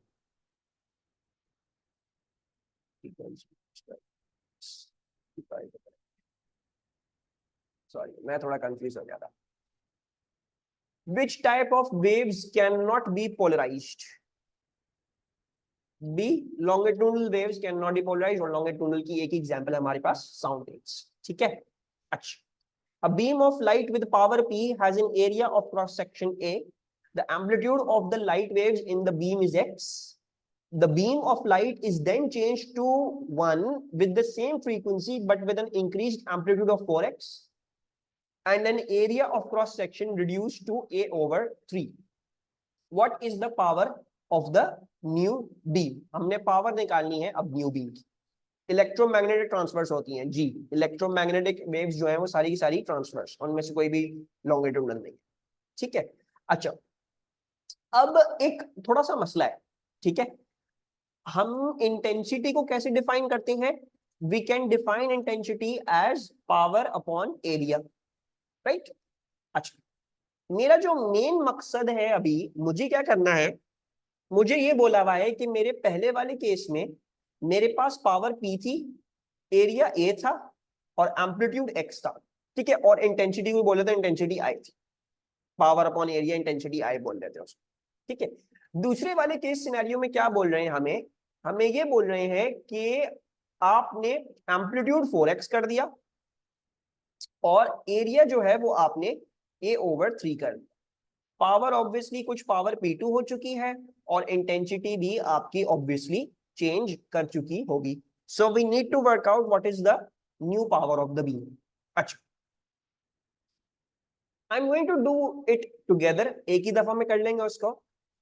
I am going to write this formula as intensity into area, right. I am writing it as that. And मैं इसको जो हूं ना वो कुछ ऐसे लिख रहा हूं. कोई परेशानी है इसमें? Power directly proportional to X square A, या फिर X square is basically amplitude. ठीक है, amplitude square A, because intensity is directly proportional to amplitude square. So intensity की जगह मैंने एम्पलीट्यूड स्क्वायर ले आया और मैंने एरिया को ए ही छोड़ दिया. इससे क्या फायदा होगा मुझे एक ही दफा में मेरी कैलकुलेशन हो जाएगी और मुझे बार बार अकाउंट फॉर नहीं करनी पड़ेगी फॉर डिफरेंट थिंग्स. ठीक है, क्योंकि हो सकता है एरिया डिफरेंट करने से इंटेंसिटी के साथ कोई और छेड़खानी हो रही और झंझापट. So mitigating all of that, trying to ignore the double calculations क्योंकि उससे problems हो सकती हैं. What I did, I made power the subject and I am solving for power का ही proportion. ठीक है, तो मैंने पावर को बना लिया directly proportional to X square. इस बात का क्या मतलब है कि P1 upon x1 square A1 shall equals to P2 upon x2 square and then area 2. ठीक है. अच्छा, अब P1 क्या है? P1 P था. Okay, let's say P1 was P. x1 क्या था? x था, सो x स्क्वायर. एरिया 1 क्या था? A था. Then power P2 is what I am trying to find out. x2 is 4x, so therefore that shall be 4x का square यानी 16x square. और फिर एरिया 2 क्या है? एरिया 2 जो है वो a over 3 है. Okay, we can solve this now. x square cancel, area cancel, और फिर मेरे पास आंसर क्या आ जाएगा कि मेरी जो P2 है वो है 16 over 3 into P. 16 over 3 क्या होता है? 5.3. So the answer shall be option B. ठीक है. आदिल D कैसे आ रहा है? आदिल तुमने मल्टीप्लाई कर दिया. 16 और 3 मल्टीप्लाई नहीं होंगे. 16 डिवाइड बाय 3 है ना. 16x square into a over 3 है ना, तो 16 over 3 है ये नीचे. This is not 16 into 3. तुमने मल्टीप्लाई कर दिया उसको. एक दफा दोबारा एक्सप्लेन कर दे, मैं दोबारा एक्सप्लेन कर दूं, कोई मसले की बात नहीं है. भाई देखो, वन ऑफ द थिंग्स जो मेरे एक्सपीरियंस से मुझको पता है तो मैं आपको बता रहा हूं. ठीक है, क्वेश्चन थोड़ा सा डिफरेंट है. वो टिपिकल सवाल नहीं है जो हम करते हुए आते हैं हमेशा से कि इंटेंसिटी के डायरेक्ट प्रोपोर्शन है एम्पलीट्यूड के साथ, तो भाई कर दो सॉल्व आराम से. ठीक है, इस दफा पावर ढूंढनी है हमें. We have to work out the power. एक सेकंड बता रहा हूं मैं सही. तो we have to work out the power ना इस दफा. और दो चीजें चेंज कर रही हैं साथ साथ. एक एम्पलीट्यूड भी चेंज कर रहा है और एक आपकी एरिया भी चेंज कर रही है साथ साथ. तो मैंने क्या किया, मैंने एक होशियारी करी. ठीक है, हम सबको क्या पता है? हम सबको पता है इंटेंसिटी जो होती है वो पावर अपॉन एरिया होती है. मुझे ढूंढनी क्या है? मुझे ढूंढनी ऑब्वियसली पावर है. सो मैंने पावर को बना लिया सब्जेक्ट के वो इंटेंसिटी इंटू एरिया हो जाएगा. ठीक है. अच्छा, अब मैं क्या कर रहा हूं? क्यों? Because I know that intensity is directly proportional to amplitude square. ठीक है, इस केस में मैं x बोल रहा हूं एम्पलीट्यूड को. क्यों? बिकॉज इधर मैं x बोला. So x square, we know that is true. So और मुझे पता है पावर एरिया के ऊपर भी डिपेंडेंट है. तो मैंने एक कंबाइंड प्रोपोर्शन निकाल लिया. इंटेंसिटी की जगह मैं x स्क्वायर रख देता हूं और एरिया की जगह मैं एरिया रख देता हूं. इससे क्या फायदा होगा मुझे? इससे फायदा ये होगा कि मैं एक ही दफा में एरिया और एम्पलीट्यूड को एक साथ ही डील कर लूंगा. मुझे अलग अलग कैलकुलेशन नहीं करनी पड़ेगी और उसमें प्रॉब्लम्स होंगी. ये मेरे एक्सपीरियंस से मुझे पता है, क्योंकि एरिया ऑल्टर करेगा एम्पलीट्यूड इंटेंसिटी को, इंटेंसिटी फिर फर्दर ऑल्टर होगी एम्पलीट्यूड से, तो वो घिच पिच बन जाएगी बहुत ज्यादा. आप लोग को समझ नहीं आएगा. सो मैंने एक ही दफा में जो है वो क्या कर लिया, दोनों को मिला के एक रिलेशनशिप निकाल लिया. और फिर मैंने ये कैसे लिखा? ये ऐसे लिखा कि power upon X square A shall equal to constant K, क्योंकि जब मैं हटाऊंगा तो कांस्टेंट प्रोपोर्शनलिटी आ जाएगा यहाँ पे. सो ये के बराबर होगा. Obviously any power P1 x1 A1 shall be equals to P2 upon x2 square A2. And then मैंने वो यहाँ पे लिख दिया और सॉल्व कर लिया अपनी पूरी कहानी. ठीक है, फर्स्ट फॉर्मूला बने के सेकंड से कंपेयर भी कर सकते हैं ना. फर्स्ट फॉर्मूला, हाँ, अगर तुम कंपैरिजन के क्वेश्चन के कर लोगे तो वो भी हो जाएगा. दैट इज आल्सो डूएबल मिशाल, वो भी डूएबल है. Two loudspeakers are connected to the same signal generator. The signal generator produces a single frequency. The loudspeakers face each other so that a stationary sound wave is set up in the region between the two loudspeakers. A microphone is connected to a cathode ray oscilloscope and positioned between the two loudspeakers. The microphone is moved along a line joining the two loudspeakers. The signal on the CRO shows 5 maximum amplitudes as the microphone moves. The microphone moves a distance of 2 meters from the position that gives the first maximum to the position that gives the fifth maximum. What is the wavelength of the sound wave? बिला वजह की लंबी करी हुए सवाल में सिर्फ important paragraph ये आखिरी वाला है. We can solve it very very easily. 5 maximum amplitudes का क्या मतलब होगा in terms of a stationary wave? What does this thing mean? 5 maximum amplitudes. Stationary wave में मैक्सिमम एम्पलीट्यूड कब आता है? एंटी नोड पे आता है. So what they are really trying to tell you is कि भाई 5 एंटी नोड जो थे उनका डिस्टेंस जो है वो 2 मीटर है. So all I have to do is I have to draw 5 anti nodes. ये हो गए 5 एंटी नोड्स. सो एक एंटी नोड, दूसरा एंटी नोड, तीसरा एंटी नोड, चौथा एंटी नोड और पांचवा एंटी नोड. और क्या बोला जा रहा है? The microphone moves a distance of 2 meters from the position of the first anti node to the position that gives the fifth anti node. So therefore from here to here this distance is 2 meters. Now I think this is very easy. You can count the transitions. 1 transition, 2 transition, 3, 4, 5, 6, 7, 8. या तो ये देख लो या तो ये देख लो कि 2 complete waves थी. So basically 2 lambda for 2 complete waves. या फिर अगर तुम transition के बेसिस पे कर लो 8 lambda by 4 is equals to your 2 meters. So lambda equals to 1. Which is option D. ठीक है. आदिल ने पेपर नहीं दिया, डोंट वरी, मुझे पता है आदिल का. नीचे को क्यों काउंट कर रहे हैं? नीचे को क्यों काउंट कर रहे हैं? क्या मतलब? एंटी नोड है ना. एंटी नोड तो पॉइंट ऑफ मैक्सिमम डिस्प्लेसमेंट होता है ना. देखो स्टेशनरी वेव में क्रैश ट्रफ वाला सीन नहीं होता, ठीक है. तो don't get confused with the fact कि crest is a maximum amplitude and trough is a minimum. वो नहीं है, ये स्टेशनरी वेव है. इसमें एंटी नोड्स जो हैं वो सारे मैक्सिमम एम्पलीट्यूड है. क्योंकि तुम्हें पता है रायमा कि कुछ टाइम बाद वेव फिर फ्लैट हो जाएगी और फिर कुछ टाइम बाद वेव ऑटोमेटिकली दूसरी डायरेक्शन में डिस्प्लेस हुई भी होगी, है ना. ऐसे ही होगा ना. तो कंप्लीट तो वो एम्पलीट्यूड मैक्सिमम, वो बेसिक मैक्सिमम डिस्प्लेसमेंट वाला पॉइंट है जो हम देखेंगे, ठीक है. सो ये मतलब है. इसमें स्टेशनरी वेव्स में ये नहीं होना कंफ्यूज, एक क्रैश मुझे देखने को बोल रहा है. नहीं, एंटी नोड का मतलब वो क्रैश ट्रफ दोनों हो जाते हैं. मरियम क्या बना रहे हो? बस चलो नो ड्राइंग. इस बीच क्लास में और ड्राइंग भी हो जाते हैं. Two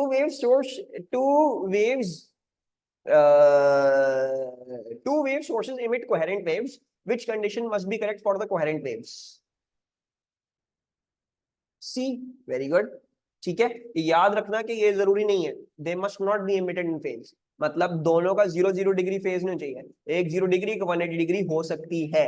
हाँ, लेकिन वो फिर जो इनके बीच में 180 डिग्री का फेज डिफरेंस है वो कांस्टेंट रहे फिर पूरी जिंदगी इनके, वो चेंज ना करे. Right? So they must have a constant phase difference, not a constant phase. ठीक है. तो इस बात में कंफ्यूज नहीं होना. A student sets up an experiment to investigate double slit interference. The student uses light of single wavelength from a laser to illuminate a double slit so that a pattern of interference fringes is observed on the screen. The student finds that the fringes are very close together. What could the student decrease in order to increase the separation of the fringes on the screen? क्या चीज वो decrease कर सकता है कि वो fringe separation को increase कर दे?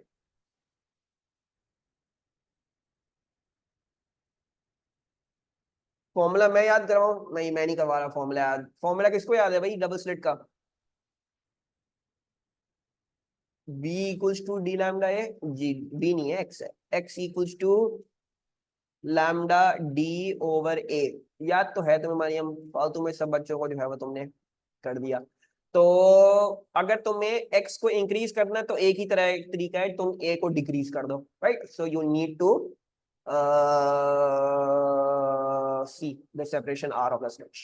तो मैं ए को ही डिक्रीज करना पड़ेगा, तभी एक्स इंक्रीज करेगा, क्योंकि यही दोनों इनवर्स प्रोपोर्शन में, इनके अलावा कोई और चीज नहीं। ठीक है। What are the definitions of the potential difference and electromotive force in terms of energy transfer W and Q? कैसे बकवास सवाल है ये? I hope there is no problem. They both are the same things. The diagram show network consisting of 3 resistors. What is the combined resistance of the network between terminal X and terminal Y? मैं नहीं कर रहा यार, तुम लोग करके बताओ। बहुत ही बकवास सवाल है यार ये। 2.2 plus 1 over 1.2 plus 1 over 4.7 whole inverse. C आ रहा है 3.2 किलो ओम आ रहा है भाई। सही है, कर लोगे, मुझे नहीं लगता कि मुझे इस पे ज्यादा टाइम जाया करना चाहिए। A resistor dissipates 25 watts of power when there is potential difference of 4. ये क्या है? Power equal to v square upon r। ये तो ऐसा लग रहा है इंडिया के बच्चों की दुआएं कबूल हुई हैं। 25 इक्वल टू 4 का square divide by r। What's the answer? 4 square divide by 25, 0.64 होगा मेरे ख्याल से b। ये लो। चलो ये थोड़ा सा ऐसा सवाल है। The diagram shows a cell with internal resistance connected in a parallel with a fixed resistor and a variable resistor. The resistance of the variable resistor is decreased. What happens to the potential difference V across the variable resistor and current in the variable? यार इतने आसान सवाल है। Oh my God. Oh my God, this is so useless. So क्या होगा? If I decrease its resistance, we all know, बगैर देखे सोचे समझे हम सबको पता है वोल्टेज डिक्रीज करेगा। और अगर तुम इसकी रेजिस्टेंस डिक्रीज करोगे, ठीक है, और अच्छा करंट के लिए हमको हो सकता है थोड़ा सा और देखना पड़े, या मुझे समझाने की जरूरत है या बी क्लियर है सबको? करंट करंट समझाऊं या टाइम मैं दिन नहीं चाहा है करंट समझाने का यार। हाय अल्लाह। अच्छा बेसिकली देखो कि अच्छा सही, देखो इसका अगर वोल्टेज डिक्रीज करा है तो इसका मतलब है इसका, ठीक है, ये दोनों तो पैरेलल लगे हुए हैं तो इन दोनों का वोल्टेज तो एक ही है, तो इसका मतलब है इसका जो वोल्टेज है वो बेसिकली इंक्रीज करा है, right? This voltage has increased. अच्छा लेकिन इससे हमें क्या फायदा होगा? तो नहीं क्या कर रहा हूं मैं, तो वहाब, अच्छा नहीं, let's just do it like that यार। अच्छा how about I just explain this very very crudely, पूरा नहीं समझाते उसको ही समझाते हैं। अच्छा रेजिस्टेंस ये डिक्रीज होगी तो वोल्टेज डिक्रीज कर जाएगा, ठीक है। Since you know resistance decreased, you know that the R effective of the whole circuit also decreased. तुम्हारे सर्किट की आर इफेक्टिव भी डिक्रीज कर गई। जब तुम्हारे सर्किट की आर इफेक्टिव डिक्रीज करेगी तो जो इसमें टोटल करंट है सर्किट में वो इंक्रीज कर जाएगा, तो यहां से जो तुम्हारा जो टोटल करंट निकल रहा था वो इंक्रीज कर जाएगा। अब क्योंकि तुम्हारा टोटल करंट ही इंक्रीज कर चुका है तो डेफिनेटली तुम्हारा इस ब्रांच में भी अब ज्यादा करंट ही जा रहा होगा, ठीक है। सो बस इतना मेरे ख्याल से काफी है। सो बी, ये क्या इलेक्ट्रिसिटी खत्म भी हो गया? कुछ भी नहीं था इलेक्ट्रिसिटी में। Damn. A detective source produces a beam of alpha particles in a vacuum. The average current caused by the alpha particles in the beam is 1.5 into 10 power minus 9 amperes. The beam is incident on a metal target. What is the average number of alpha particles hitting the metal target in a time of 3 seconds? Okay. Average current caused by the beam is this much, इतना current लेके आ रही है alpha particles की बीम। Then they are asking you what is the average number of alpha particles hitting the metal target in a time of 3 seconds। अच्छा what do we know? Current is defined as dq by dt। for now let's remove the dq, let's say delta q by delta t, and I know I can work out the q by I equals to ne over t। अच्छा एक बात का इधर ख्याल रखना कि इधर N E नहीं लगेगा, राइट? मतलब आप एलिमेंट्री चार्ज नहीं लेना गलती से, अंडरस्टैंड दिस थिंग, हमें अल्फा पार्टिकल्स को चार्ज देना होगा बस इस केस में, राइट? सो इसको ई नहीं लिखते, इसको हम क्यू लिख लेते हैं, यानी हम अल्फा पार्टिकल्स को चार्ज लेते हैं, राइट? अब हम आराम से अपनी कैलकुलेशन कर लेते हैं। सो 1.5 इंटू 10 पावर माइनस 19 नंबर हमें निकालना है। हमारे पास चार्ज क्या है एक अल्फा पार्टिकल्स का? एक अल्फा पार्टिकल का चार्ज होता है 2e, right? So that means 2 into 1.6 into 10 power minus 19 and divide by 3 seconds, you shall get your answer out. -9 है। अल्फा पार्टिकल का चार्ज 2e होता है ना, क्या हो गया भाई? Alpha particle is 4 mu 2e, तो मास नंबर 4 होता है, चार्ज नंबर 2 है ना, क्या हो गया? 2+ होता है ना, हीलियम न्यूक्लियस है, हीलियम न्यूक्लियस, हीलियम के पास 2 इलेक्ट्रॉन्स होते हैं, 2 इलेक्ट्रॉन्स निकाल लोगे इसमें 2+ का ही चार्ज आएगा उस पे, ठीक है? What is then coming out to be? C 1.4 into 10 to the power 10। आगे चलते हैं। The charge carriers in a metal wire are free electrons. Which statement about the charge of each free electron is correct? इसमें क्या हो गया? तो बहुत आसान सवाल है, सामने इन ब्लैक एंड व्हाइट लिखा हुआ है इस आंसर, इसका आंसर। वेरी गुड मुनीब, विशाल ने भी आंसर दे दिया है। रोएफा क्या हो गया यार तुमको? आदिल मैयत में क्या खाने में क्या है? मशहूद येमन, yes you guys are correct. C, ठीक है। The sign and magnitude of the charge, सब्जी the sign and magnitude of charge do not depend on the potential difference across the wire। किसके चार्ज की बात हो रही है? फ्री इलेक्ट्रॉन्स के चार्ज की बात हो रही है। Which statement about the charge of each free electron is correct? Free electron का तो चार्ज होता ही होता है, ठीक है, उसका कोई फर्क नहीं पड़ रहा, उसको वोल्टेज है नहीं है, कुछ है नहीं है। वोल्टेज होता है तो इलेक्ट्रॉन मूव करता है, वो करंट बनाता है, ठीक है। वोल्टेज नहीं होता तो करंट नहीं होता, इसका मतलब ये नहीं कि चार्ज भी नहीं होता, इलेक्ट्रॉन अपना चार्ज रखते ही रखते हैं, ठीक है। अच्छा, which flavors of quarks have charge +2/3e? ये भी आसान है, charge and top, that's very good. Charm and top, not charge and top, गलत हो गया, दो मिल गए। An unstable nucleus of an element decays by emitting an alpha particle or a beta minus particle to become a nucleus of a different element. The nucleus is also unstable and emits an alpha particle or a beta minus particle. The process continues until an isotope of the original element is produced. What is the minimum possible number of these particles emitted? ठीक है, so क्या करना है हमें? एक चीज है, x पे शुरू थी, ठीक है, it had A and B। ये क्या करती है? ये इमिट कर सकता है एक अल्फा पार्टिकल या एक बीटा माइनस पार्टिकल, ठीक है जी। और फिर फर्दर करते करते हमें वापस से इसको कहीं ना कहीं बड़ी एक प्रोसेस से चलाते हुए हमें क्या करना है? वापस इसको अपनी ओरिजिनल पोजीशन में क्या आना है, यानी हमने इसको आइसोटोप बनाना है, यानी हमने बी इक्वल करना है। सरोकार हमारा इस बात से नहीं कि ऊपर वाला नंबर क्या है, मास नंबर जो भी हो जाए, all we need to make sure is the atomic number comes to the position. अच्छा, हमने ऐसे क्वेश्चंस करे हुए हैं बहुत सारे, तो आई फील लाइक इतनी मुश्किल की बात नहीं होगी, इसका आंसर हमेशा एक ही होता है, बहुत दफा रिपीट होता है क्वेश्चन। सो आप एक अल्फा डिके कर दो इसमें सबसे पहले, let's make an alpha decay happen सबसे पहले। So let's say this is some nucleus C which has A-4 and B-2, right? We did an alpha decay over here, and then what we can do is we can have 2 beta minus decays, क्योंकि beta minus में क्या होता है? Proton number में +1 हो जाता है, right? So therefore 1 + 2 3 should be the answer. You need a minimum of 3 possible decays, ठीक है? Is this clear? Didn't get? भाई देखो, x है A B, ठीक है राइमा? अच्छा, अब तुम्हें क्या पता है राइमा, ये प्रॉपर्टीज याद रखना। अल्फा डिके क्या करता है? -4 करता है, -2 करता है। बीटा माइनस डिके क्या करता है? न्यूक्लियन नंबर को उतना ही छोड़ देता है, मास नंबर को चेंज नहीं करता, लेकिन प्रोटॉन नंबर में +1 कॉज करता है, ठीक है। So if we are going to do, if अगर हम सबसे पहले एक अल्फा डिके कॉज करते हैं राहिमा 4 और 2 का, तो क्या होगा? ये हो जाएगा A-4 B-2 and will become some new particle C, ठीक है। अब मुझे अगर इसको वापस अपना आइसोटोप बनाना है तो मुझे B को इक्वल करना है ना वापस। I need to make B-2 वापस बिकम B। वो कैसे कर सकता हूं मैं राहिमा? आसानी से, मैं आसानी से इस तरीके से कर सकता हूं कि मैं 2 बीटा माइनस की इमिशंस कर दूं। बीटा माइनस में क्या होता है? न्यूक्लियन नंबर वही रहता है और प्रोटॉन नंबर +1 हो जाता है। तो 2 बीटा माइनस हो गए तो ऑब्वियसली प्रोटॉन नंबर +2 हो जाएगा। So therefore A-4 and B, and I will come back to X. So I need a possible of 1 alpha decay and 2 beta minus decays to come back to my position.